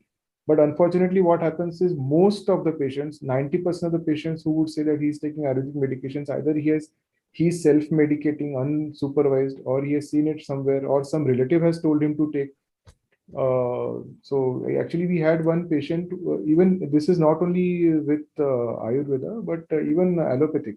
So we had one patient who was taking some painkillers, and he had some backache.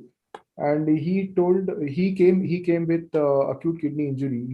He's a cirrhotic patient who presented with acute kidney injury, and we were surprised that why such a stable cirrhotic suddenly developed acute kidney injury. He didn't have ascites. There was no cause for the renal dysfunction as such. But when we asked him, he said that some painkiller medications were prescribed to his grandmother by someone, and he thought that this will work for him also, and then he started taking. So he was actually taking a combination of HCQs and diclofenac and some other medications for rheumatoid arthritis. So that happens. Patients usually self-medicate, and that is the main problem that goes on. Recently, I heard one lecture in a conference, and it was shown. It was said that a person had a lead poisoning because of one Ayurvedic preparation for liver. We do see heavy metal. We do see acute liver injury and acute kidney injury because of medications, herbal preparations. Again, most of them unsupervised.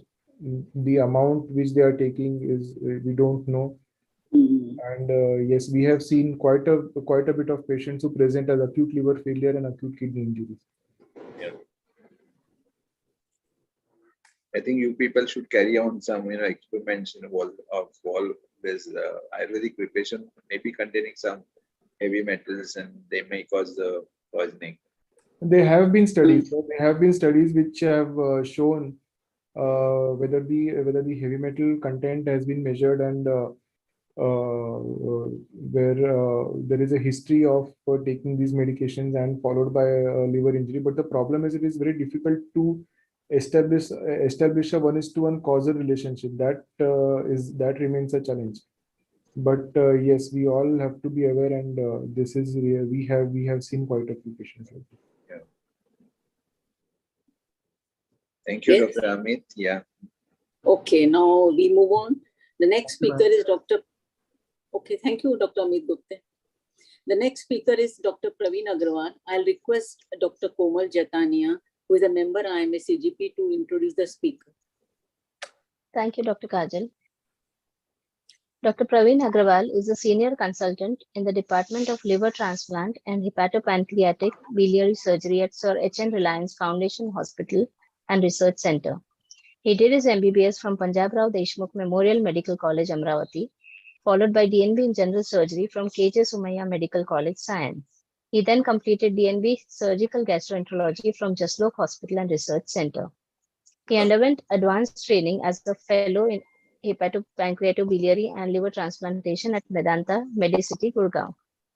He has more than 15 years of rich clinical experience in the field of hepatology and transplant medicine.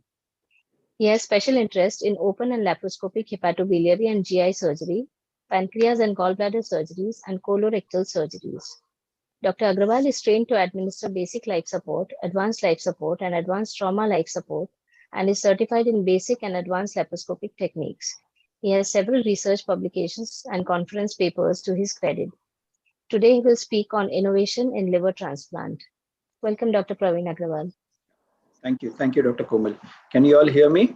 Yes. And can the image is clear? There's Can a the slide. image is clear? Sir, you have to share the. Okay. My image is clear, right, sir? Yeah, you. Yeah. So can you see the screen now? Yes. Yes. Okay. So thank you, IMA, for giving me opportunity to talk on this topic. And definitely liver transplant is very near to my heart. And today, I mean, everybody knows now liver transplantation is not a new thing which is there. And everybody knows that a chronic liver disease patients needs liver transplantation. They don't have any medical therapy. And the only resort to increase their lifestyle and quality of life, they need a liver transplantation. So today I'm going to speak about the innovations in liver transplantation. As we know, the cirrhotic liver looks like this on a paper. This one on the left side, and the normal liver looks like this kind of thing, where the liver is at the smooth surface and normal contour. We also know that there are two types of liver transplantation. This is deceased donor liver transplantation, that is called a cadaver liver transplantation or DDLT, or a live donor liver transplantation, where the live related donor blood group match is involved in that. So what is the surgical procedure? What we do? What we do is like whole liver is over here. We remove the whole deceased cirrhotic liver. This is called as orthotopic liver transplantation. Means the the transplanted liver, we transplant at the normal position where the previous liver was there.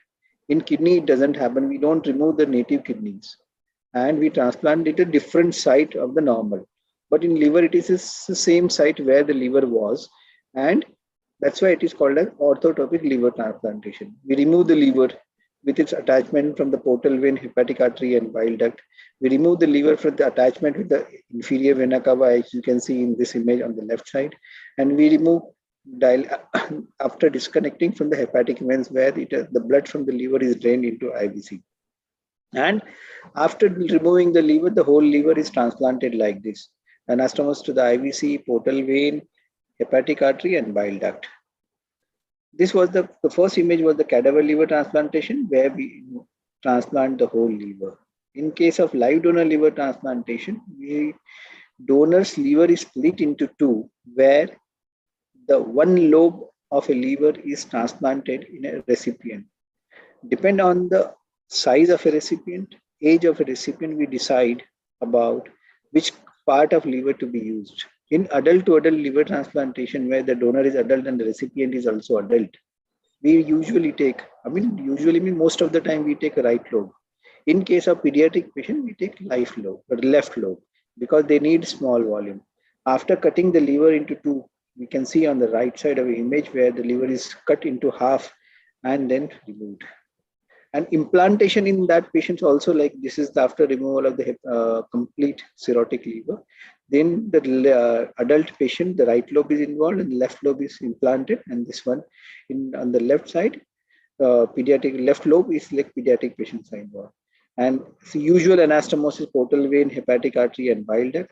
In case of pediatric patient, portal vein, hepatic artery, and the bile duct is anastomosed to the intestine. This will be called a Roux-en-Y loop of intestine used for pediatric patients.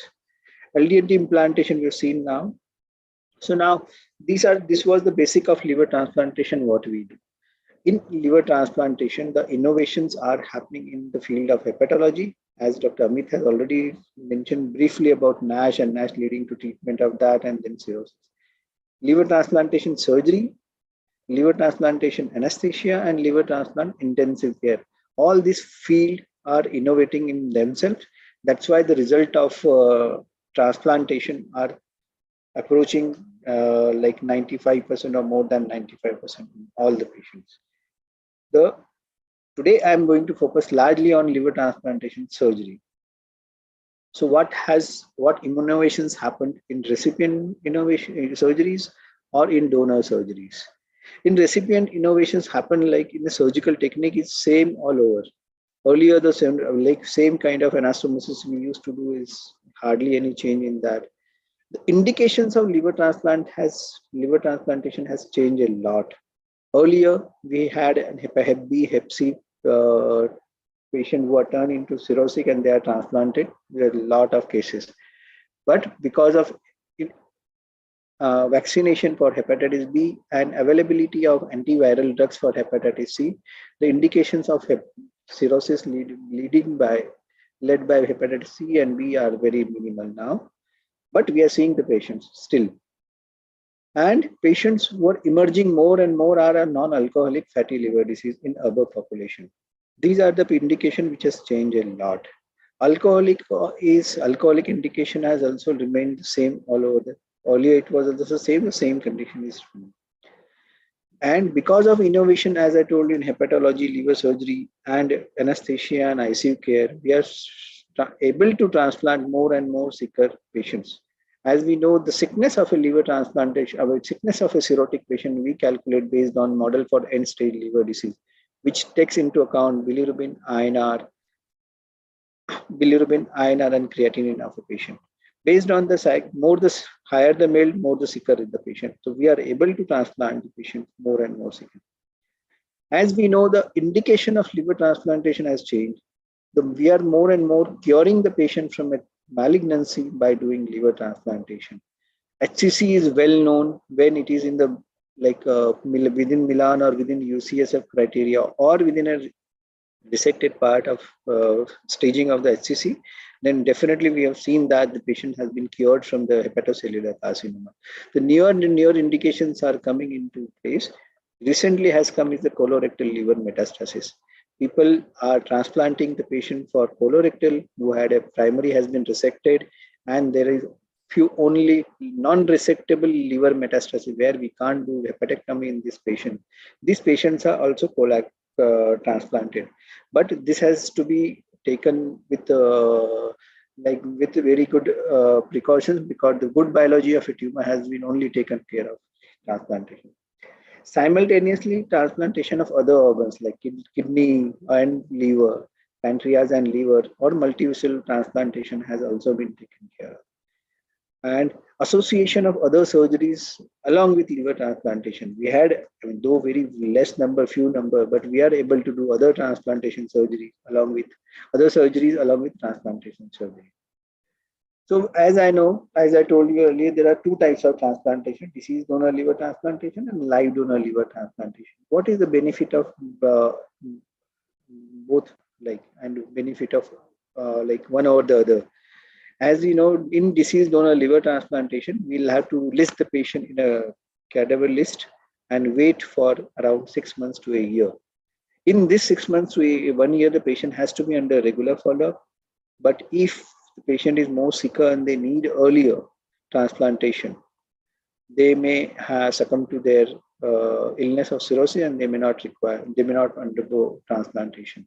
More the sicker patient, as I told you, the lesser the outcome. But in case of live donor liver transplantation, waiting period is not there.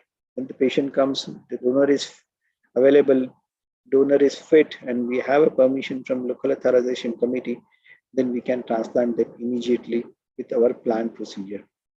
Organ quality, as far as organ quality is concerned, in deceased donor liver transplantation, it is an unpredictable, because these patients are sick, already on some kinotrope, they are already on ventilator, they have some kind of brain injury because of some comorbidities. They may be having diabetes, they may be having hypertension, they may be having ischemic heart disease. So they have associated non-alcoholic facility. That's why I said it's unpredictable, the quality of life. Though they are getting a full liver, but the quality is definitely inferior as compared to investigated live donor liver transplantation. But we are more and more, because of our experience and because of, again, innovations in India as well as West, We are accepting the marginal donor or extended criteria's donor where they have inferior quality with good outcome on this patient. In the live donor liver transplantation, the quality of organ is definitely predictable. We do investigate them with the quality and the quantity. Quality by doing ultrasonography to see if there is a fatty liver or not. We do plain CT scan of the abdomen also to see whether the patient is having fat or not. That is called as liver attenuation index. We compare the attenuation of on a plain CT scan of liver and plain and attenuation of spleen on a plain scan. Then by deduction between the two, and then liver attenuation is calculated. If it is more than +5, then it is called as good quality liver and less amount of fat. There are other methods of also to prove that the patient has fatty liver or not. These based on MR elastography, and the lastly, when there is all are borderline or they are all fatty liver, then we do liver biopsy of the Asian patient, and then we see about the macrovesicular fat in that patient. Coming to recipient factor, this was the donor factor where the quality of liver was there. Sometime, as you know, non-alcoholic fatty liver disease, they are like definitely they are obese. They may be 100 kilogram of weight or 90 kilogram weight, and they don't have any living donor in a family because they are more weight, so they will require more amount of liver. So DDLT, deceased donor, where we get a full liver and good volume, they are preferred in obese patients. In case of live donor patients, where their patients need early transplant or urgent transplant, that is called as acute liver failure, where the patient is having acute liver is failed, where patient is having encephalopathy, patient is INR more than 6.5, and these patients require acute liver failure, then the live donor liver transplantation is advisable. In case of hepatocellular carcinoma, where we know that the metastasis, the primary tumor which is there in a liver can metastasize to any other organ. So this patient should be transplanted early. And we can't wait in these two patients from 6 months to a year because of like non-availability of donor, they may succumb to the disease. Donor risk is not available, not applicable in deceased donor liver transplantation, but yes, in case of live donor liver transplantation, donor risk is there, but it's very minimal because we thoroughly investigate the donors extensively, cardiopulmonary evaluation, definitely liver evaluation and everything. So now coming to a donor innovation in liver transplantation. Liver retrieval technique, like as you know, we retrieve the liver from the cadaver, whole liver, we clamp the aorta, clamp IVC, and whole liver is taken out. This liver is preserved in a solution called as preservative solution, which and in a cold preservative solution, and around in an ice box. So this is like so that the temperature of liver is below subnormal, and it is the degradation of its ATP and other nutrients which is required for the liver is requirement of that is less. The innovation which is then organ preservation is like different solution adding to that different nutrients that is there. Similar to innovation in that has machine perfusion. As you see in this picture, the liver is kept over here. The portal vein is attached to the liver, and the blood, which is oxygenated blood, is transfused from the liver, and from the hepatic vein it comes and circulates. As in similar to a normal situation, here the liver can be kept in that. The normal body temperature is called as normothermic. This temperature of the blood can be maintained, or this temperature of this chamber can be maintained either in this hypothermic 0 to 4 degrees Celsius, or sub-hypothermic, which is 20 to 25 degree, and a normothermic, which is 37 degrees Celsius. This is another innovation which is there. We can keep the liver in perfused position for long. The earlier in a static position, static liver preservation solution, we can keep the liver for 6 to 10 hours.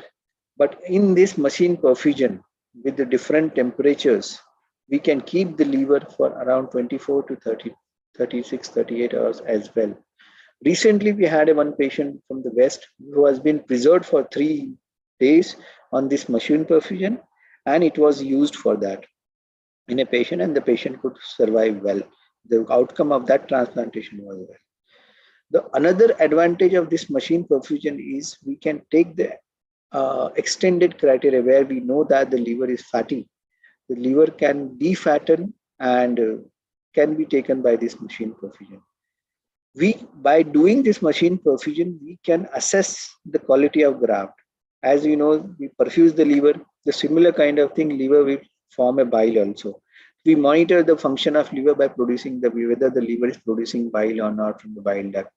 The pH of that, how much it is acidic or not, how much is the bicarbonate in that, and various constituents which is there in a bile. The quality of organ is processed and inquired before the patient is transplanted. Now, another cadaver donor innovation is a split liver transplantation, where, as you know, the whole liver is transplanted in a cadaver. But because of scarcity of organs in all, as we practice in a live donor liver transplantation, we take one lobe of a liver. If it is adult, we take right lobe. If it is pediatric, we take a left lobe.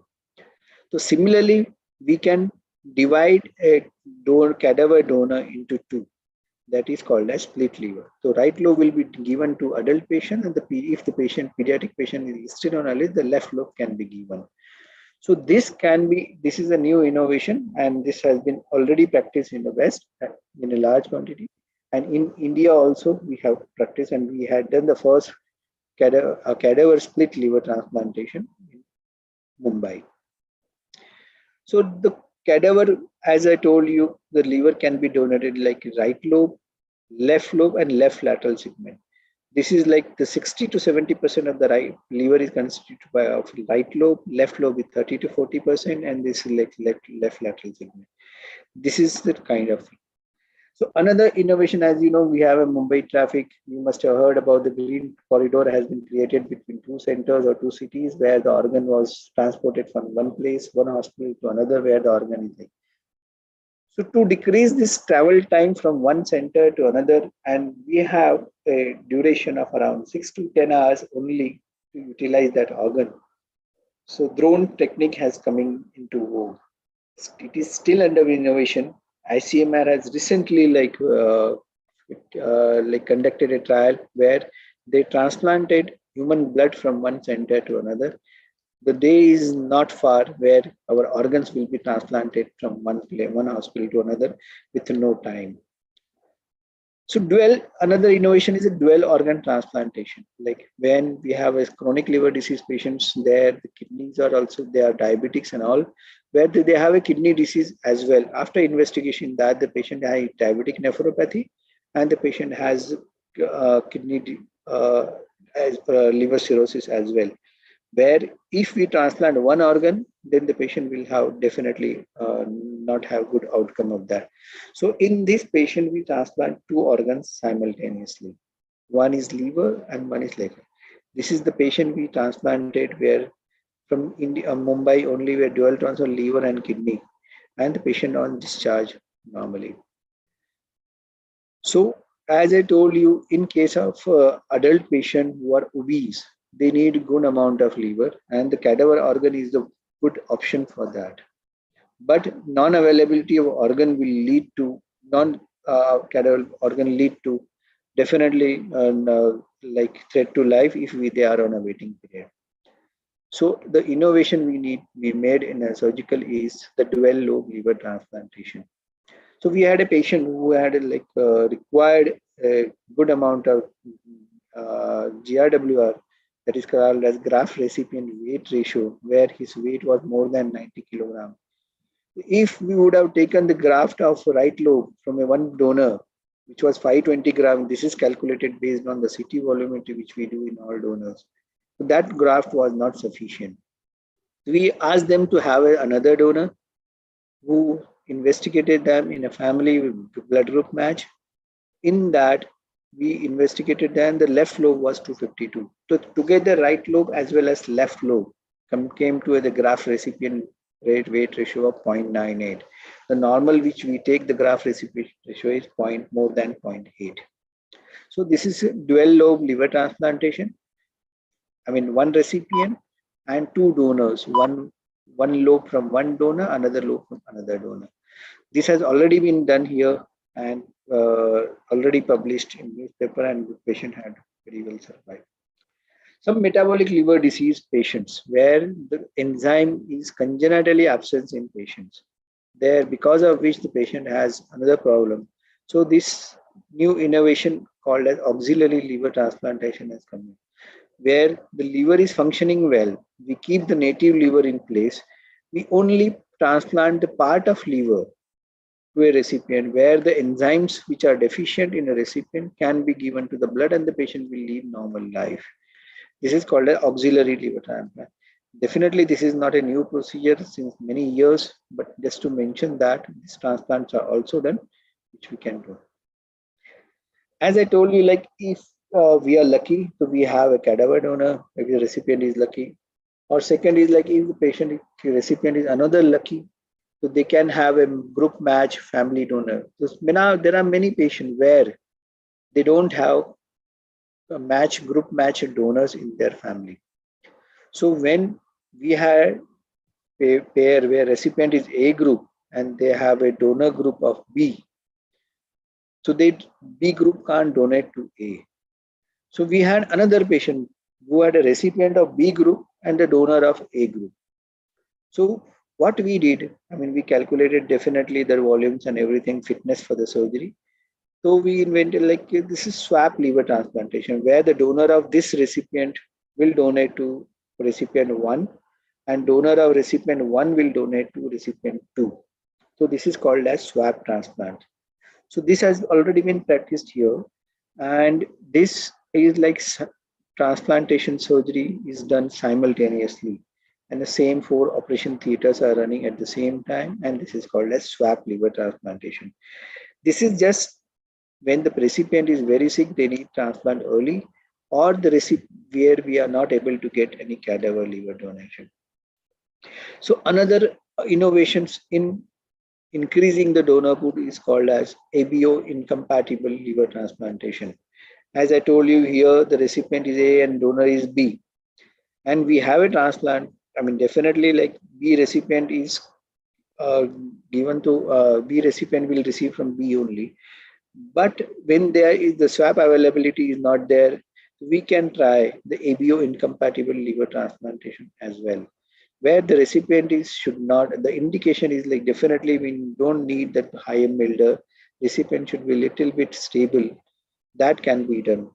This recipient has been transplanted with ABO incompatible donors successfully, but only we need to treat the patient recipient by doing plasmapheresis, IVIG, and rituximab.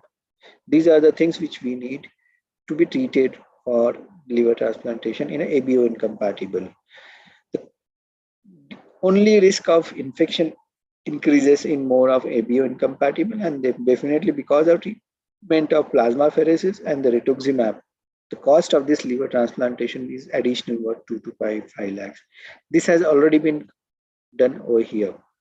Now coming to the innovations in donor liver transplantation surgery.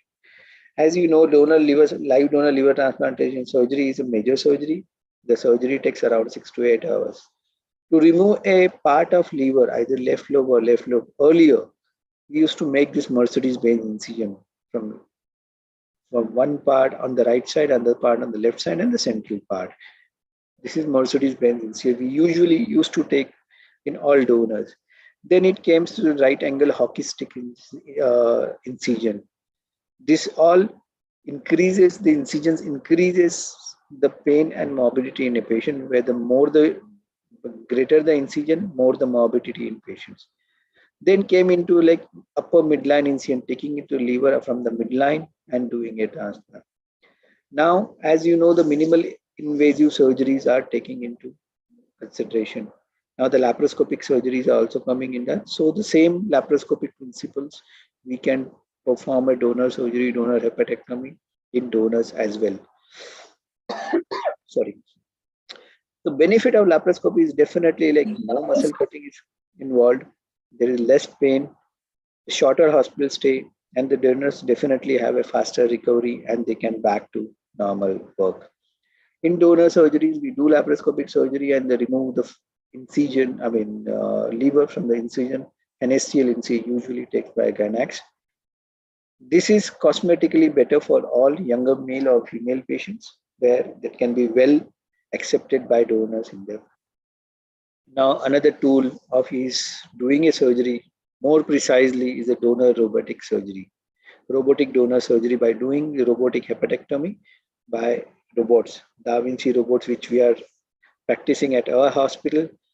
They definitely had an advantage of robotics on over a laparoscopy. It's a 3D view, it's a 7 degrees of freedom, and tremors what we get is of a like because of age is also filtered in robotic surgeries.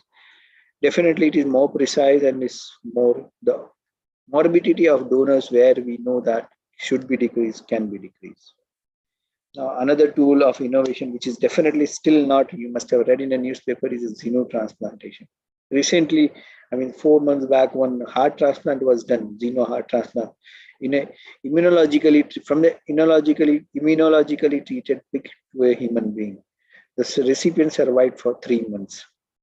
And 3 patients were transplanted recently, 1 week or 10 days back, you must have heard of 3 heart pigs, genetically engineered pigs heart were transplanted in human being. Definitely this is still under innovation, but yes, this can be a future where we don't have to use human livers. This is all innovations are to increase the donor pool. So this is all innovations which were taken care of in recent 4 to 5 years in a liver transplantation, and more, still more to come in innovation. Thank you.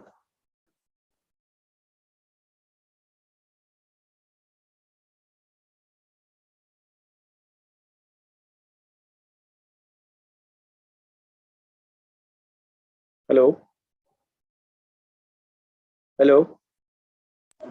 Hi, doctor. Yeah. Hello. Hello. Thank you, Dr. Praveen Agrawal. Yeah. I was on mute. Yeah. One question is kindly explain HLA typing. HLA typing in case of liver transplantation, the HLA typing is not required.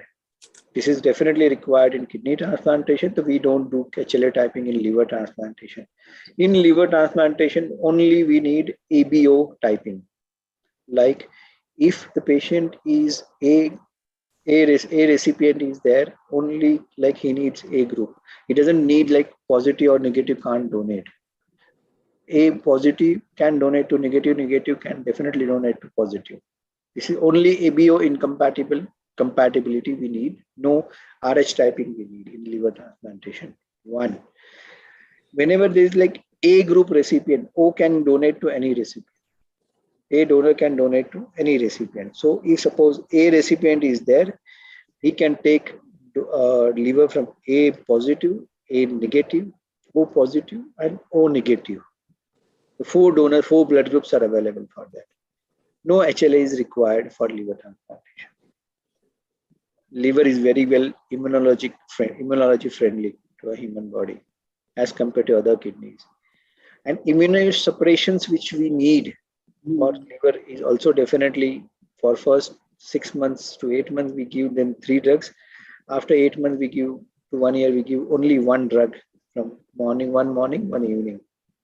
But in case of kidneys, there is 2 to 3 treatment, 2 to 3 immunosuppression lifelong.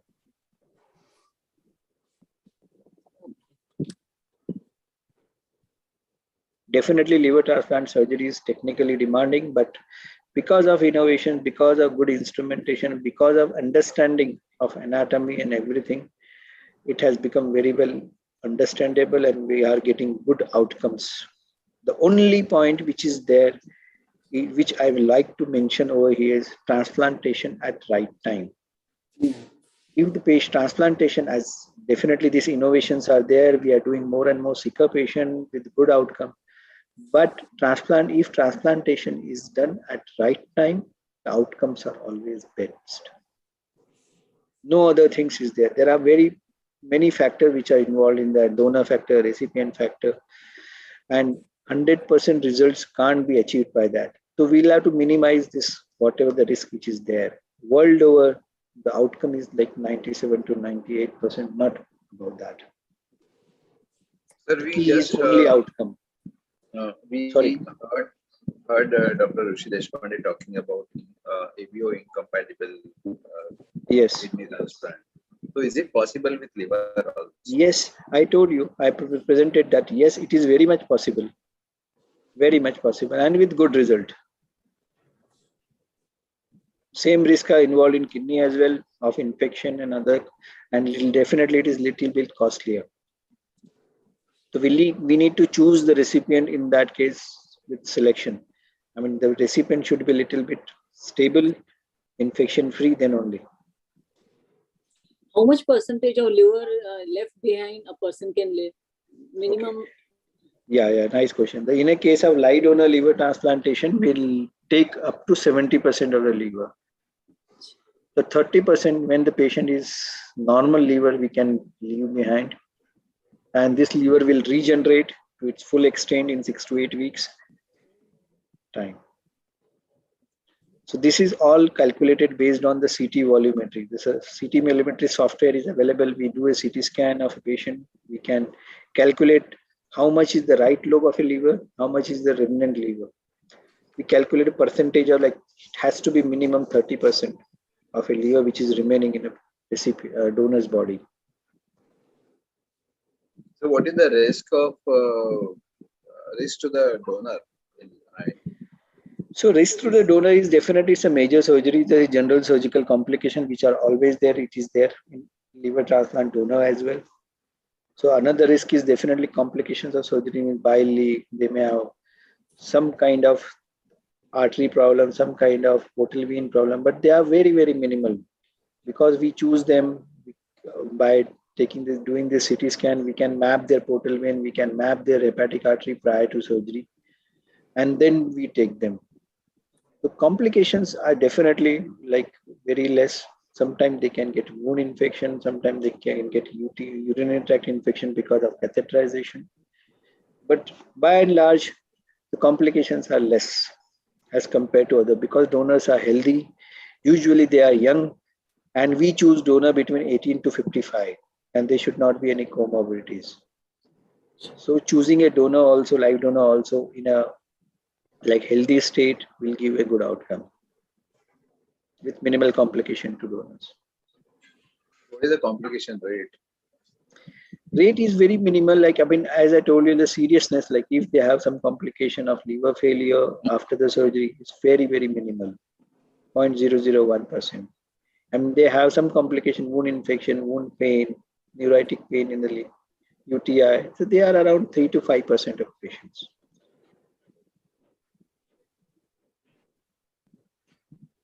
Okay. Thank you, Dr. Agrawal. Kajal, are there any questions? Any more questions? No. Enough.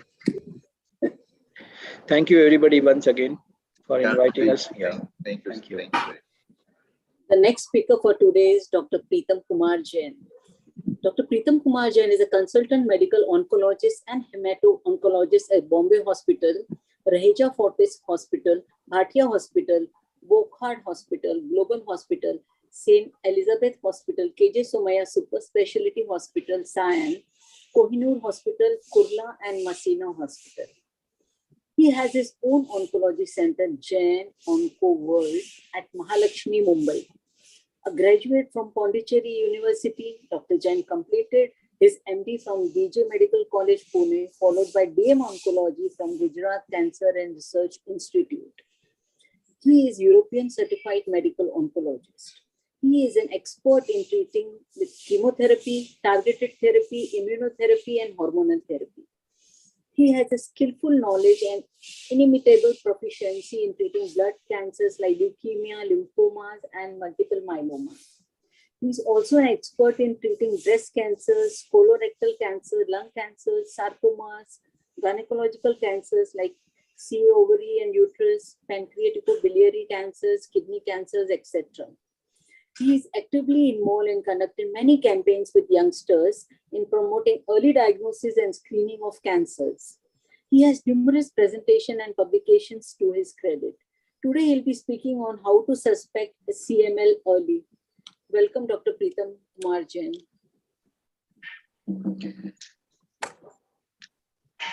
Yes, Thank you so much. Good afternoon to everybody.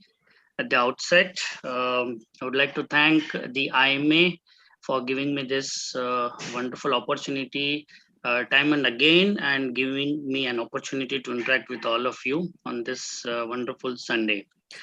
I wish I'm audible clearly to all of you. Yes, yes. With your permission, can I share my screen? Yes. Thank you so much. All right. So is my screen visible? Yes. All right. So I'm Dr. Preetham Jain. I'm the medical oncologist and hemat-onco, and I'm a freelancer practicing in various hospitals in South Mumbai. So just a minute. I think it's just.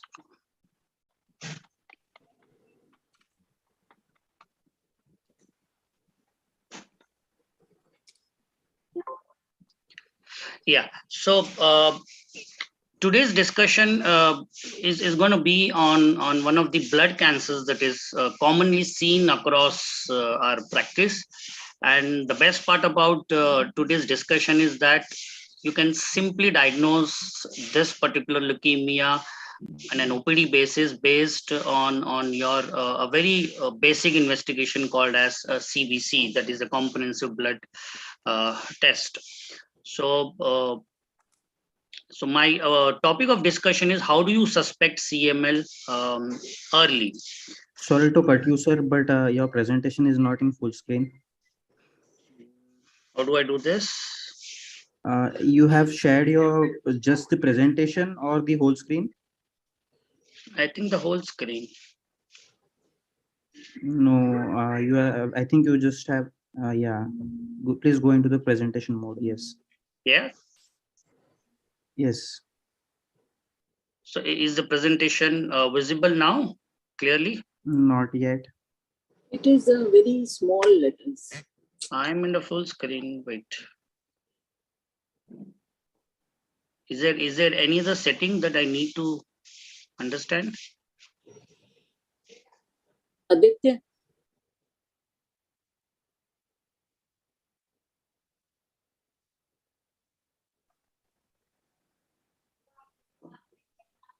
Aditya, can you help, sir? Yeah, can you, sir, please stop sharing and share again? Okay. Where is the stop sharing option? Wait, I'll do it for you. I've stopped the screen sharing. You can go on share screen and share again. Yes, now click on the presentation mode. Yes. This one? Yes.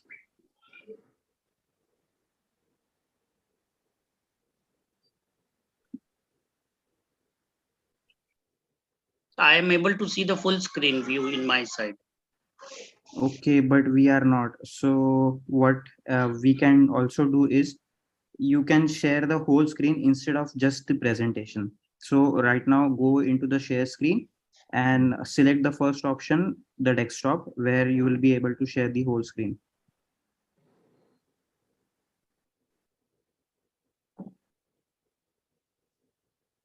Where is the desktop option over here? This the first option, the very first option, desktop. This one? Screen? We are not able to see that, but on your side, once you hit the share button, a box will open where the very first option will be there, the whole screen or the desktop. I think try the screen option. I think it will work. No, I have the very first option as a screen option. Yes, that should work. Try that. I'm clicking the button, but nothing is working. You have to click the share button once you select the screen option. Yes, now we are able to see the whole presentation. Okay. Okay, clear.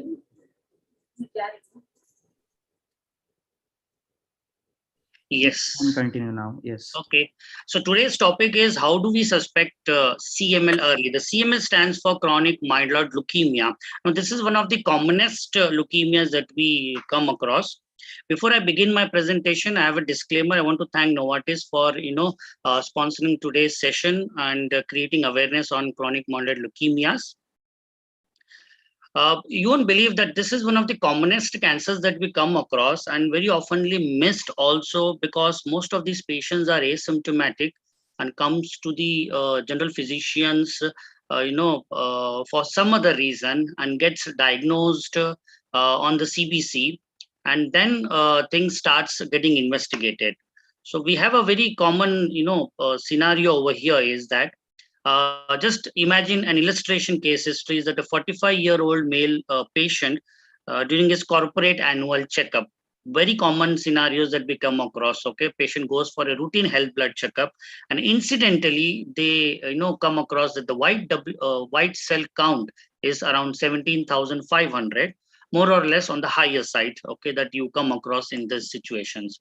Now, the company physician is more interested by his cholesterol and triglycerides levels and advise him to limit the cheese and animal fat intake. This is what a common scenarios that we come across. What happens that this 17,500 many a times gets overlooked, and 6 months later, the patient presented to a local physician complaining of the acute onset of left flank pain and of increasing asthenia that did not allow him to keep up with his hectic lifestyle. Now, this acute onset of left flank pain is because of the splenomegaly, and asthenia is because of the splenomegaly with rising WBC count, where the patient has fatigue and unable to do his routine activities. This is what is the common scenarios that we come across, and that's where we have to catch as soon as possible that are we suspecting something like chronic myeloid leukemia. So in the CBC, the baseline findings that we come across is white cell count somewhere around 37,000, now from 17 to 37,000 in a span of 6 months. And many a times, if the CBC count is done from a very good comprehensive lab, and an intelligent pathologist does mention this as 2% peripheral blast cells. At this point of time, I would like to mention that these blast cells are not able to identify in your common CBC machines, which are done routine at nearby any laboratory. It requires a human brain to understand what these blast cells are about. So commonly, these are identified when you do it manually or in a peripheral smear. And on an examination, these patients have mild to moderate splenomegaly initially.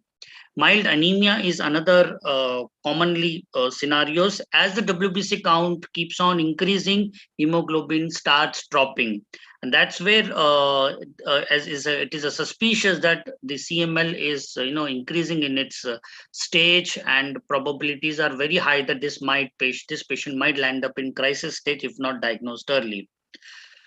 Once we have this CBC picture, okay, what we do is that when patients gets referred to us, we ask for two important additional investigations to confirm this diagnosis. One is your cytogenetic analysis, which is in the form of a FISH studies, where we do a PH1 metaphase study. What does PH1 stands? PH means it is a Philadelphia chromosome. PH means Philadelphia. And the other finding is what we see is the bone marrow analysis, which confirms the diagnosis. Now, why is bone marrow required? Is to understand in what phase the chronic myeloid leukemia at present our patient is in. There are three important phases which I'll be coming into later aspect of my discussion, of which whether patient is in a chronic phase, accelerated phase, or a blastic phase. These three phases are confirmed when you go across and evaluate the bone marrow, because the number of blast cells are clearly indicated based on your bone marrow findings. Once you do this cytogenetic analysis and bone marrow aspiration on the biopsy analysis, you get this important finding, which is called as 100% pH plus metaphase cells, which means that the Philadelphia chromosome is identified in this particular patient, and hence the diagnosis is chronic myeloid leukemia with CP. The CP means the chronic phase, which is the first phase of your chronic myeloid leukemia. Our overall objective is to diagnose CML in a chronic phase. That's where we have to catch this disease to give the best chance of cure. So leukemia is a cancer of the blood or the bone marrow, where there is an abnormal proliferation of blood cells, usually the white blood cells, which is called as the leukocytes. And what happens when these cells proliferate abnormally, they diffusely replace the bone marrow by these cancerous cells. And now this leukemia classification is based on various factors. One is your cell type or lineage, the cell maturation potential, and the cell capacity for the circulation. What does cell type or lineage means? If your leukemia originates from myeloid cells, then they become myeloid leukemias. If the leukemia originates from your lymphoid cells, then they become lymphoid leukemias, which are called as lymphoblastic leukemias. Now, when these two leukemias are further classified, whether they are acute or chronic, today's topic is based on chronic myeloid leukemia, which means that the cell is originating from these myeloid cells and they are chronic in nature. And when these cells start circulating within the circulation, they either become leukemias or lymphomas. So this is the way that we try to understand the various terminologies by classifying the leukemias based on lineage, maturation potential, and the capacity for circulation. Now, the chronic myeloid leukemia is, by definition, there is a proliferation of the granulocytes, leukocytes. If we take the hierarchy or the family tree of these white cells, from where does it origin? Now, this is the hemocytoblast cell, which is the most parental cell within the bone marrow. And from there, the next generation of cells are proerythroblast, myeloblast, lymphoblast, monoblast, and the megakaryoblast. The megakaryoblast gives rise to platelets. The monoblast gives rise to your monocytes. The lymphoblast gives rise to lymphocytes. Then we have the myeloblast, which eventually differentiate into progranulocytes, which are premature cells. And from there, we have the mature cells as basophils, eosinophils, and neutrophils. Together, these three are called as the granulocytes, and all this constitutes your leukocytes. So the chronic myeloid leukemia basically involves these three cells, where the basophils, eosinophils, and the neutrophils, which commonly together called as granulocytes, gets affected. What happens in your CBC routinely when there is a rise in the WBC count with a suspicious of your chronic myeloid leukemia? There is basophilia, there could be eosinophilia, there could be neutrophilia. As a result of which, commonly terminology that we use is myelopoly peak, where there is a peak within the myeloid series and the polymorph. So it's called as myelopoly peak, and that's where the chronic myeloid leukemia is suspicious. So this whole CML keeps hovering around this particular family tree, and as a result of which a patient presents with all the various symptoms. Understanding the epidemiology, if you see, the leukemia accounts for 3% of all the cancers in human beings. The incidence is 5 to 10 cases for every 1 lakh population. Out of these leukemia patients, the chronic myeloid leukemia stands for around about 15 to 20% of all adult leukemias. And probabilities are here that because of the awareness, the incidence is quite increasing and easily being diagnosed. So the incidence wise, it's 1 to 2 cases for every 1 lakh population. It is slightly more common in females than women. However, there is no specific predilections on the genders. Both male and female women we come across with the CML. This is important is median patient age is at the diagnosis of 50 to 60 years of age. Sometimes we also see these cases, at a younger population. So basically there could be a bimodality presentation, but on an average, it is somewhere between 50 to 60 years of age is what we come across. The incidence wise, you see, it comprises of 30 to 60% of adult leukemia. And into male into female ratio in India, it is 3:1. In India, okay, the median age of the diagnosis is 32 years. Okay, so we also come across Somebody at the age of 20 is diagnosed with CML, at the age of 30 and at the age of 50 also. So in our country, there is a slight predilection towards younger patients also. And majority of the cases, nearly 90% of the patients comes to us in a chronic phase at the time of diagnosis. And most of the times the median hemoglobin is around 9 gram, white WBC is around 46,000 to 1,80,000. And in 2010, a study done in the Kolkata when 192 registered cases was done.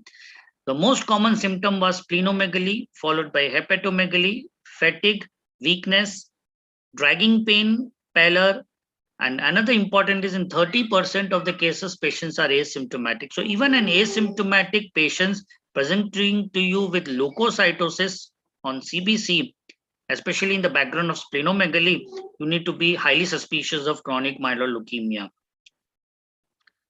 A lot of patients are under the 40 years of age. There is something called, we do a so-called scoring system to understand what is that patient belongs to which phase, whether it's a chronic phase, accelerated phase, or plastic crisis phase. There are a few terminologies that we used during diagnosis is CHR, that is complete hematological response, CCYR, which is complete cytogenetic response. Now, this is done once the treatment is initiated, and we try to look for the response to our existing treatment. So these are the two terminologies that we use across. Early chronic phase, if you diagnose it, there is a better tolerability to the drug. Very important is that the earlier the diagnosis, the less chance of resistance to our drugs. And this helps in better survival of the patients with chronic myeloid leukemia. Now, what is the cause of such increased proliferation of the leukocytes? Long back, no etiology was discovered. Then science advanced, and we could found that there is a discovery of very interesting chromosome called as Philadelphia chromosome. To understand this, the identification of this chromosome is of paramount importance in diagnosing the chronic myeloid leukemia, without which the treatment will not begin. Hence, this is a mandatory test to diagnose your chronic myeloid leukemia. Now, what exactly is chromosome 9 and chromosome 22? So the Philadelphia chromosome is nothing but a fusion between the chromosome 9 and the chromosome 22. This is the karyotyping where a human being chromosome analysis is done. If you see, this is 1, 2, 3, 4, 5, 6, 7, 8, 9. So this is the chromosomal 9. So there is a pair of chromosomal 9. Then we have the chromosomal number 22. So what happens in these patients is that the chromosomal 9, there is an abnormal reciprocal translocation fusion between the 9 and the 22. This results in your Philadelphia chromosome, and this is seen in 95% of our patients in chronic myeloid leukemia. What happens to the remaining 5% of the patient? That despite doing all this test, Philadelphia chromosome is absent, and that's where we label those patients as Philadelphia chromosome negative CML or atypical CML. Now, this is of paramount importance because if this is positive, then our therapeutic drugs specific that targets this chromosome are being implemented during our treatment. So commonly used terminologies are translocation between 922, which is called as BCR-ABL gene. So this is your Philadelphia chromosome. This is your normal chromosomal 9. So the Philadelphia chromosome is shorter than the 9. This is called as dwarf chromosome. And once there is a fusion between these two, there is an activation of your tyrosine kinase activity, and that results in your proliferation of leukocytes leading to chronic myeloid leukemia. So why is this important? From therapeutic point of view, we target this fusion, as a result of which the fusion is inhibited, the tyrosine kinase activity is inhibited, and the patient remains asymptomatic. And over the period, there is a probability of this CML getting cured also. So as of now, we have targeted therapies to these chromosomes.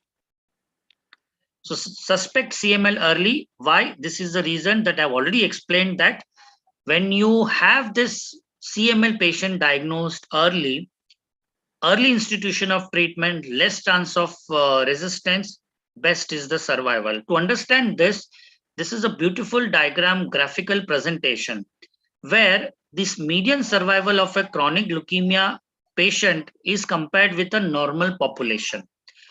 Let's understand a normal population of age around 55 years. These dotted lines is the life expectancy of a general population. All right. Now we have a patient who has been diagnosed at the age of 55 with CML, chronic myeloid leukemia, somewhere here. With the recent advances, what happened is that from between 1970 to 1990, the survival was very low and hardly few patients were able to match or come close to the normal population. Then the discovery of Philadelphia chromosome in 1990 and later on tyrosine kinase inhibitor, the drugs that was targeting this Philadelphia chromosome, once we started treating these patients with those drugs, what happened is that this gap narrowed down and the survival of chronic myeloid leukemia patients came closer to the general population.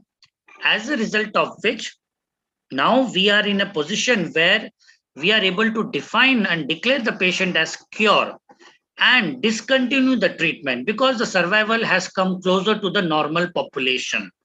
So this is the era. In the last 2 decades, the chronic myeloid leukemia patients are surviving for almost more than 2 decades now. We are at the verge of stopping the treatment and declaring the patient as cured.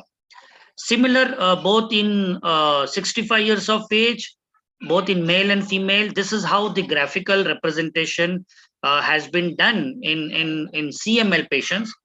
These types of presentation we don't come across in other leukemia patients. So this is very unique for CML patients. So any CML patients who comes to you, you can give them that confidence that, look, your survival is as good as the survival of a normal population.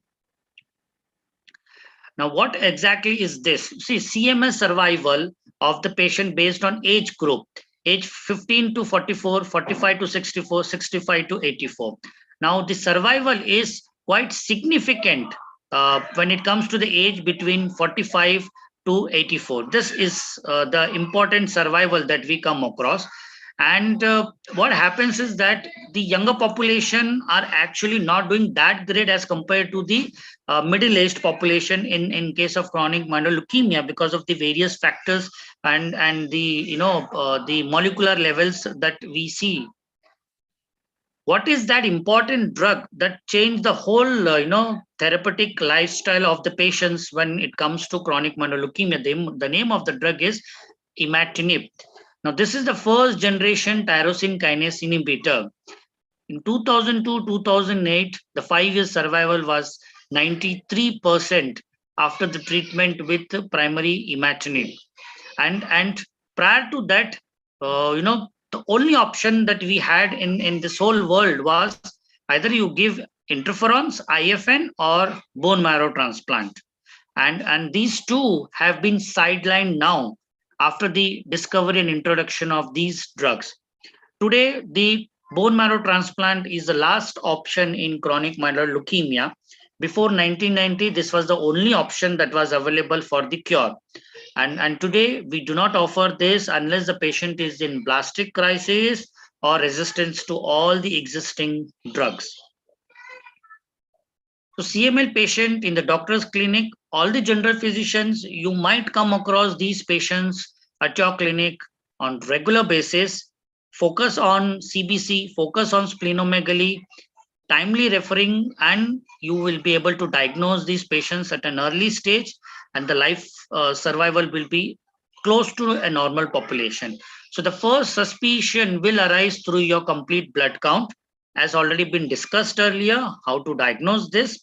One important findings that you need to understand, if you have a suspicious, please talk to your pathologist and the laboratory to get a manual complete blood count and the peripheral smear to get a better understanding of the various the myelocytes, metamyelocytes, basophils, which might not be detected with your machine CBC. The normal CBC, as we all know, the range, I'm not going to go into the details, and the abnormal CBC in a chronic myeloid leukemia patient. Now try to understand, the patient can come to you in 3 different phases. One is the chronic phase, which is seen in 90% of the patient, then the accelerated phase, which could be seen in another 5 to 10% patients, and the plastic crisis, which is seen in less than 5% of the patient. Most of these patients comes to you in this phase. They might be asymptomatic and there is a rise in your WBC count. Please understand, they might mention this blast cells here as less than 15%. In the accelerated phase is more than 15 to 30%, and the plastic crisis is more than 30%. Now, the latest definition is the plastic crisis is more than 20%. The accelerated phase is less than 20, more than 10. And the chronic phase is less than 10%. The definition has been recently changed and upgraded with this percentage. Very important clinching finding is that if you have basophilia with leukocytosis and splenomegaly, the diagnosis is chronic myeloid leukemia until unless proved otherwise. It's a straightforward diagnosis. So the basophilia is usually seen more than 10%, 15%, and in accelerated phase, it goes close to 20%. Platelets are usually either normal and or increased in a chronic phase. In an accelerated and plastic phase, usually you see lower side on the platelet, or there could be thrombocytopenia where the platelets are less than 1 lakh. When you do a bone marrow, the cellularity is increased in all the 3 cases. So this is the common scenario, the CBC finding along with the bone marrow in a case of a chronic myeloid leukemia from the diagnostic perspective. In addition to your CBC, now when you send this patient to your specialist and oncologist, there is no way that without doing a bone marrow or a FISH testing or a karyotyping testing, we as oncologists will never start the main line of treatment, because it is important to understand the underlying chromosomal 9 and 22 abnormality is definitely present in your patient. This is seen in 90 to 95% of the cases, and this confirms the diagnosis. If this is positive, then we start with our tyrosine kinase inhibitor. If this is negative, then we do not start the imatinib or the second generation drugs. Then we start some other drugs which are in the atypical CML patients. So the bone marrow karyotyping, this is one important test that we do.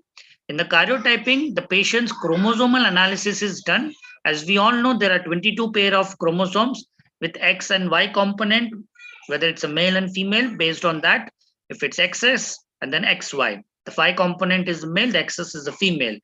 In both these patients, the chromosome 9 and the chromosome 22 is abnormal, and there is a fusion between these 2 chromosomes.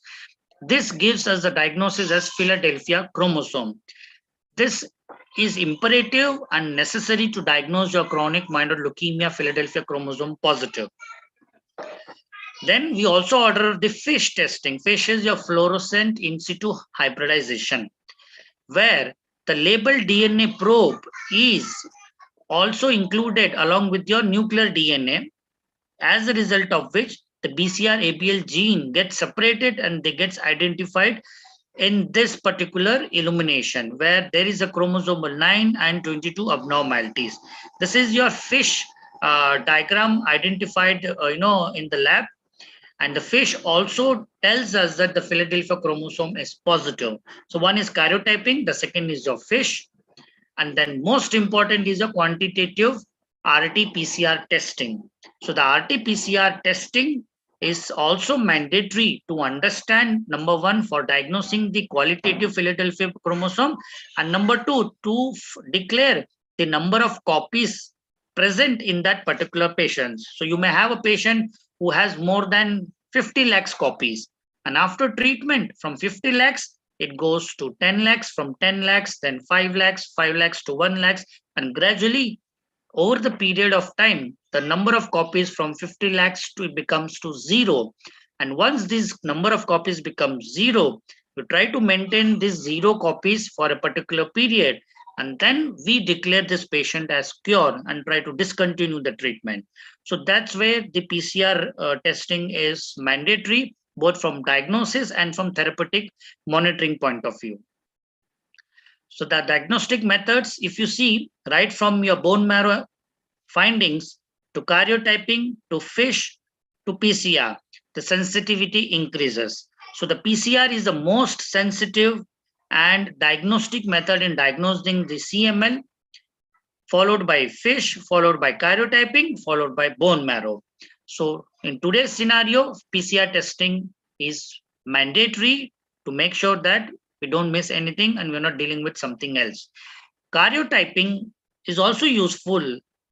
In addition to diagnose translocation of 922, sometimes these patients may have abnormal complex karyotyping, where other than translocation of 922, other chromosomes abnormality is also detected with this particular karyotyping, which also gives us an information that any patient with a complex karyotyping has a bad prognosis and might not do well with the existing treatment.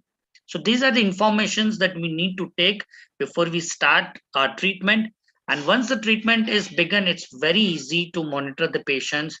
And most of these patients are, on simple tablets with a follow-up in every 2 to 3 months. And, the survival has become wonderful with a great quality of life.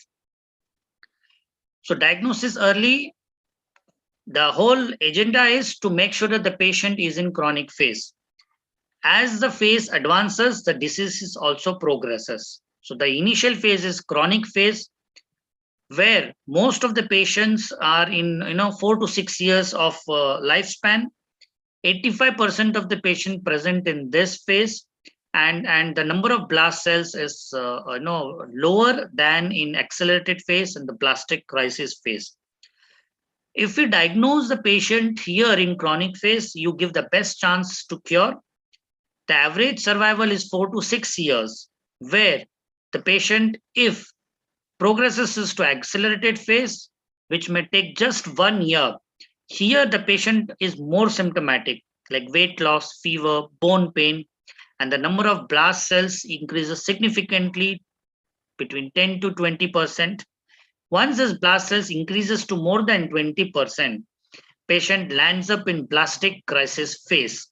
This is the last phase, and none of our treatment might really help, where patient survival is just few weeks to 6 months.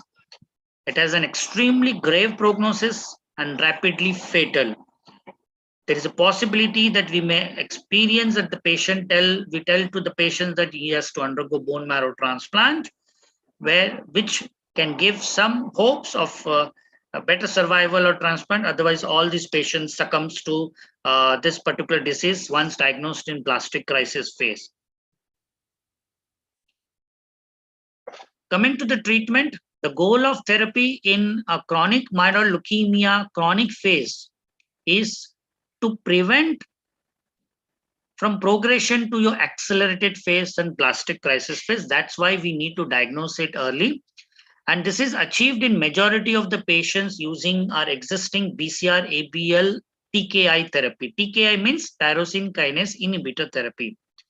As a result of this, the TKI therapy has resulted in near normal life expectancies.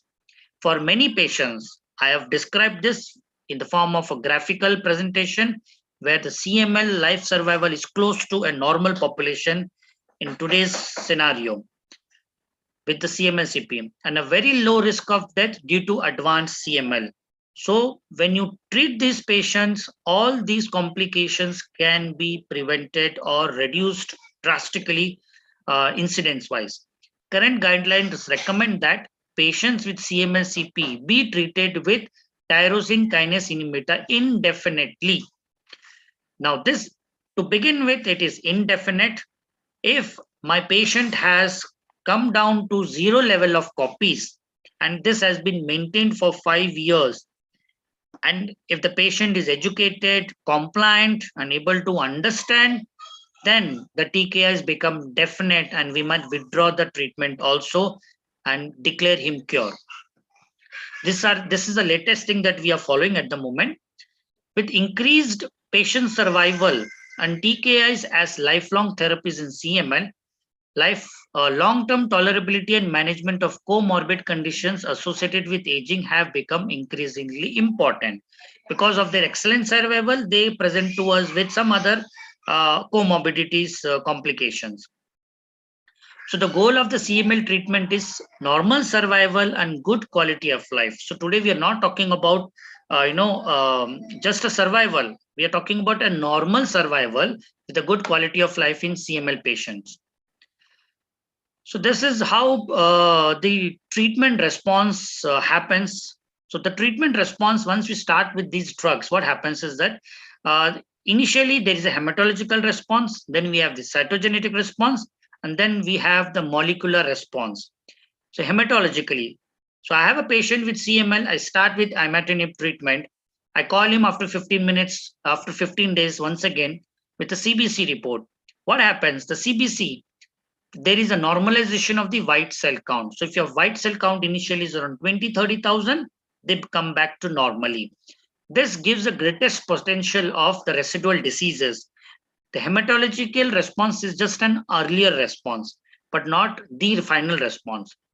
Ultimately, what we try to discover is that with continuation of our treatment and normalization of your white cell count, we look for cytogenetic response. And cytogenetic response, the Philadelphia chromosome, which was present initially, they become absent. They completely gets normalized, they gets reversed. And that's the beauty of this treatment. So we are in an era where we are changing and potentially reversing the chromosomal abnormality, which is the driving force for your chronic myeloid leukemia. Once you have reversed this abnormality, patient, we are giving the best chance with the potential of cure to these patients. So with the cytogenetic abnormality where we are able to successfully bring this absence of Philadelphia chromosome, now what is next? We look for the molecular response. In molecular response, what we look is the absence of BCR-ABL transcripts. So at the DNA level, we make sure that there is no residual disease left out. Once this transcript says 0 number of copies, then the patient is in complete remission.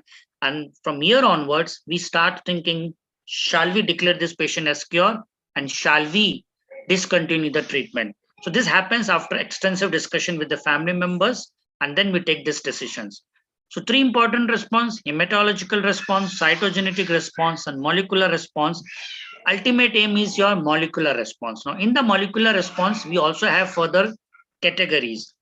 So this is how the management got evolved from 1960s and today. The whole treatment, the goal was a complete hematological response.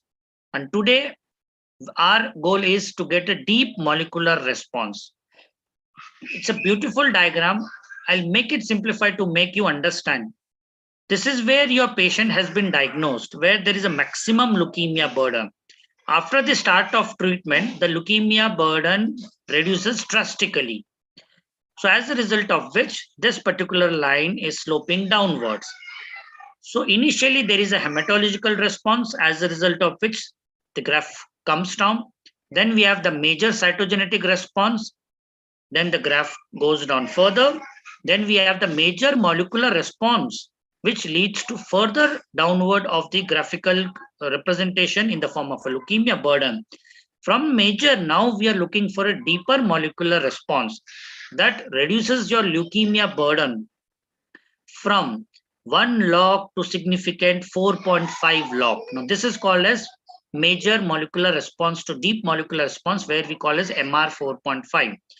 Once MR 4.5, where the 4.5 logarithm is achieved, the leukemia burden is as good as nil. And this is where we tell to our patients, look, your leukemia burden is almost as 0 now. And we need to maintain this for a couple of years, then we can discontinue your treatment, and there is a possibility that you have been cured. So this is a treatment overall plan in chronic myeloid leukemia, and there is a significant change in the whole evolution of the treatment. So the importance of BCR ABL transcripts, what exactly is this? Please understand, if my patient is diagnosed here, for example, at the baseline, the cytogenetic is 100% and the BCR ABL is also 100% copies. With treatment from 100%, for example, here we have 1 lakh copies. After treatment, couple of months, the copies reduces to 10%. So from 1 lakh, they become 10,000. Then from here, it becomes 1,000. Then it becomes 100. Then becomes 10. And then it comes to 0 copies. This takes some time. This varies from patient to patient.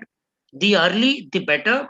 But overall, it takes on an average time 6 months to 1 year to get this response. There are patients who might take 2 years also. There are patients which might take 3 years. But the earlier these responses, the better is the response and the survival. Yeah. So ultimate aim is this MR 4.5, where the number of copies is less than 0.01. And once it reaches this, the number of copies goes to 0 copies. Overall survival is here and we are here. So more stable response, low risk of progression. So once we achieve this phase, the patient survival is close to your normal population. Possibility to discontinue therapy without the recurrence of disease. We start thinking only when patient achieves this stage. We never tell this when the patient is here. It's impossible to declare the patient as cured at this stage because the leukemia burden is high and the copies are significantly elevated. So molecular response and how and long-term treatment outcome in chronic myeloid leukemia. So regardless of TKI therapy, EMR means early molecular response. What does this mean? That after the diagnosis at 3 months, if the percentage of the copies is less than 10%, then early molecular response has been achieved. And this is associated with improved rate of event-free survival, progression-free survival, and overall survival. Once I have achieved this first target, then I get confidence that I'm going to achieve the next target. What is the next target? It is complete cytogenetic response and major molecular response. And once the second target is achieved, I am sure that I'm confident that my patient will respond to MR 4.5, which is the ultimate goal of every oncologist in a CML patients. So this is the graphical representation at 2 years, 4 years, 6 years, and 8 years.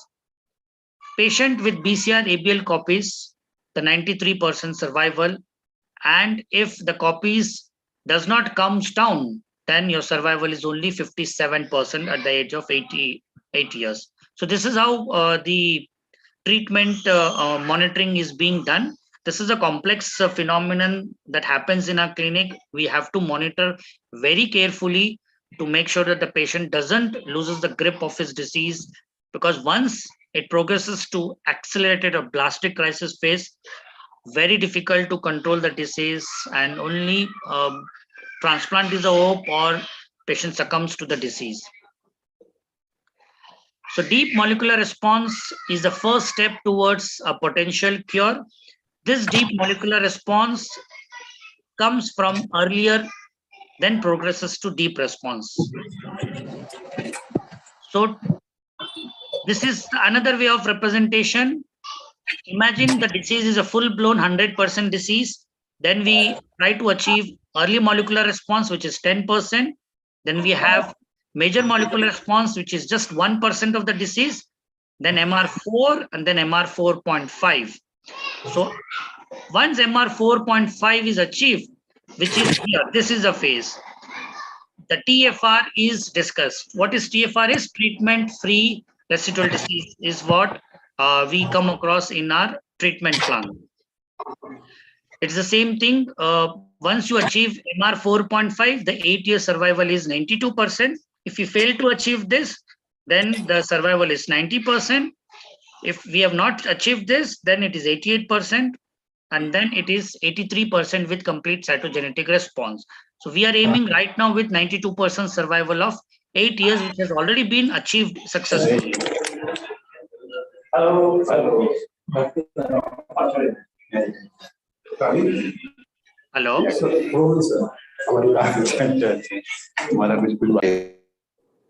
Yeah, may I start?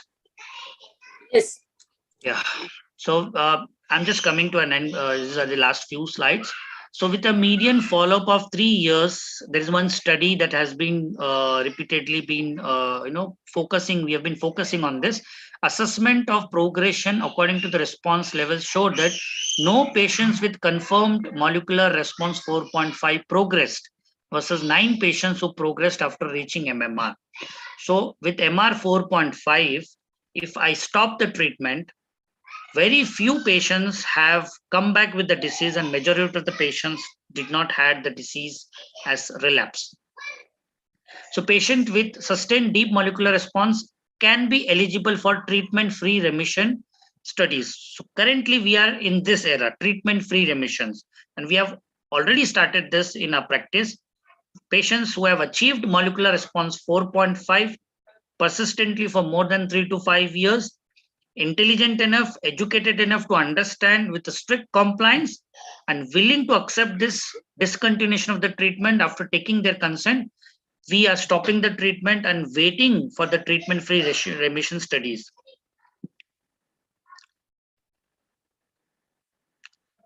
Now, what happens that once we stop with the treatment, we take a strict follow-up with 3 months, 6 months, 1 year, and then maybe once in a year. If my copy starts increasing in percentage, like from 0 to it becomes 0.1, from 0.1 to 1%, these are the warning signs. And once it comes more than 10% within 3 months, then the treatment has failed. If it more than 10% or 6 months, treatment has failed. At the end of 1 year, even if it goes beyond 1%, I declare this patient as the treatment has failed. I need to shift to the another line of treatment. So these are the different ways that how we monitor the patients. So CML in 2020, from preventing progression to operational cure, disease control, best overall survival, a return to your normal life expectancy in the presence of an ongoing treatment. Operational cure is no evidence of disease in the absence of any treatment. This is called as treatment-free remission. So previously we were trying to control the disease to give the best survival, and now we have shifted to an era where there is an operational cure.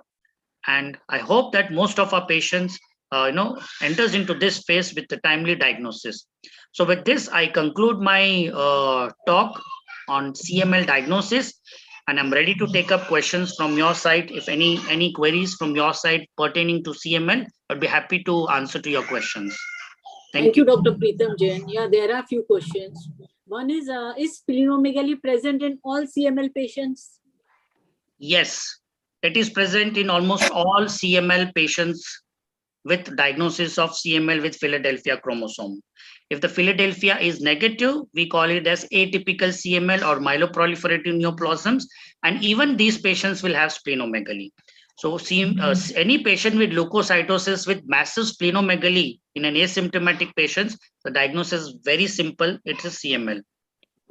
Okay. The second is, how common is thrombocytosis in CML? So thrombocytosis is definitely a common scenario that we come across. So do not get diverted just because there is a thrombocytosis and this could be something else. Thrombocytosis usually is seen in your accelerated phase. So there is a possibility that if your patient initially does not have a normal platelet but have a high platelet, then this might be in an accelerated phase. So thrombocytosis is definitely seen in almost 20 to 30% of our patients in your routine CBC findings. Okay. The third is monitoring of CML patient in clinic or dispensary. When to refer to a specialist? Sorry, when to refer means I didn't get? Monitoring of CML patient in clinic.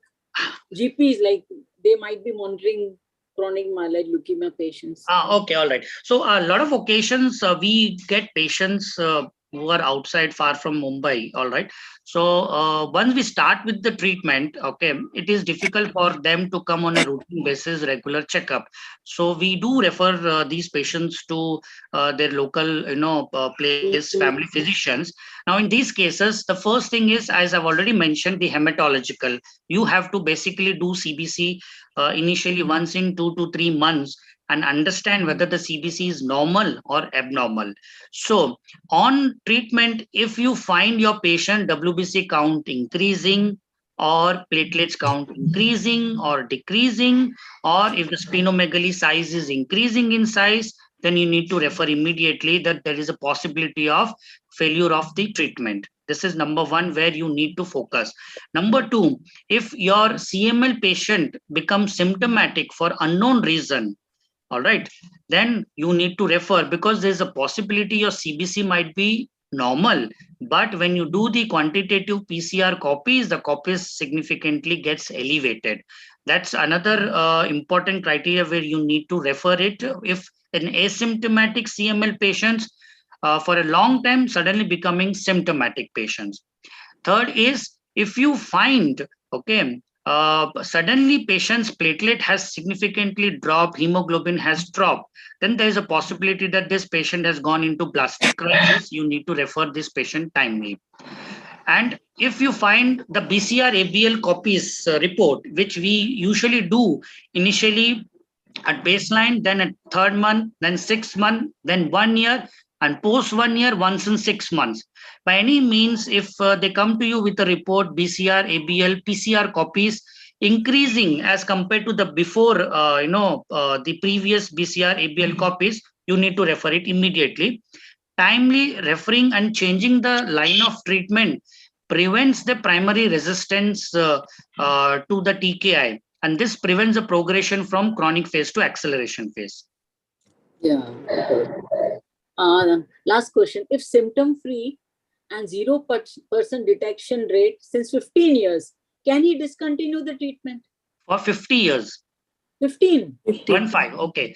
Yes, he can discontinue. The guideline says now, if a patient who has achieved a deep molecular response consistently and persistently for 5 years, asymptomatic, intelligent enough and educated enough to understand the rationale behind stopping the treatment and declaring him cure, and unnecessary avoiding the side effects of our existing drug where he's already been cured and we are just continuing the treatment, but with an understanding that there is a small risk of relapse after stopping the treatment. Fine. If he is willing to understand and give this undertaking, we definitely tell them stop the treatment. So very few patients does this. Most important is the insight of this disease, and the intelligence of the patient matters to us. Before we tell them, look, now just stop this treatment. You have been declared cure. You are 0% copies for almost 15 years. You do not require this treatment, because on a longer run, these drugs can cause your, unnecessary side effects, can cause organ damage also. So you have to take an undertaking. Otherwise, your patient will sue you. Yeah. Understood. Okay. Thank you, Dr. Preetam Jain. Thank you so much. Okay. Now, I'll request Dr. Sarita Devi to give vote of thanks. Yeah. Good afternoon, all. I would like to thank our speakers of today's webinar, namely Dr. Rushi Deshpande, Dr. Akash Shukla, Dr. Amit Gupte, Dr. Praveen Agrawal, and Dr. Preetam Kumar Jain. I also thank our knowledge partners for the day, Novartis Healthcare Private Limited, Sanofi Healthcare India Private Limited, and Sir H.N. Reliance Hospital Trust. I thank Mr. Dipen Mehta, Mr. Aditya Kuche, and Ms. Vaishali Tanpure from Dizzy Shield, who have given us the platform for this webinar and handled all technical details at the same time. I thank Dr. Kajal Ahuja Madam, Assistant Director, IMS CGP, Mumbai Subfaculty, for conducting this webinar smoothly and efficiently. A big thank you to Dr. Nikhilesh Ramkrishna Bokar for being MMC observer for today's session.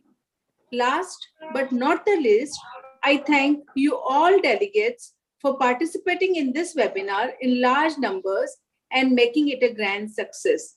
Thank you very much. Thank you. Thank you. Thank you all.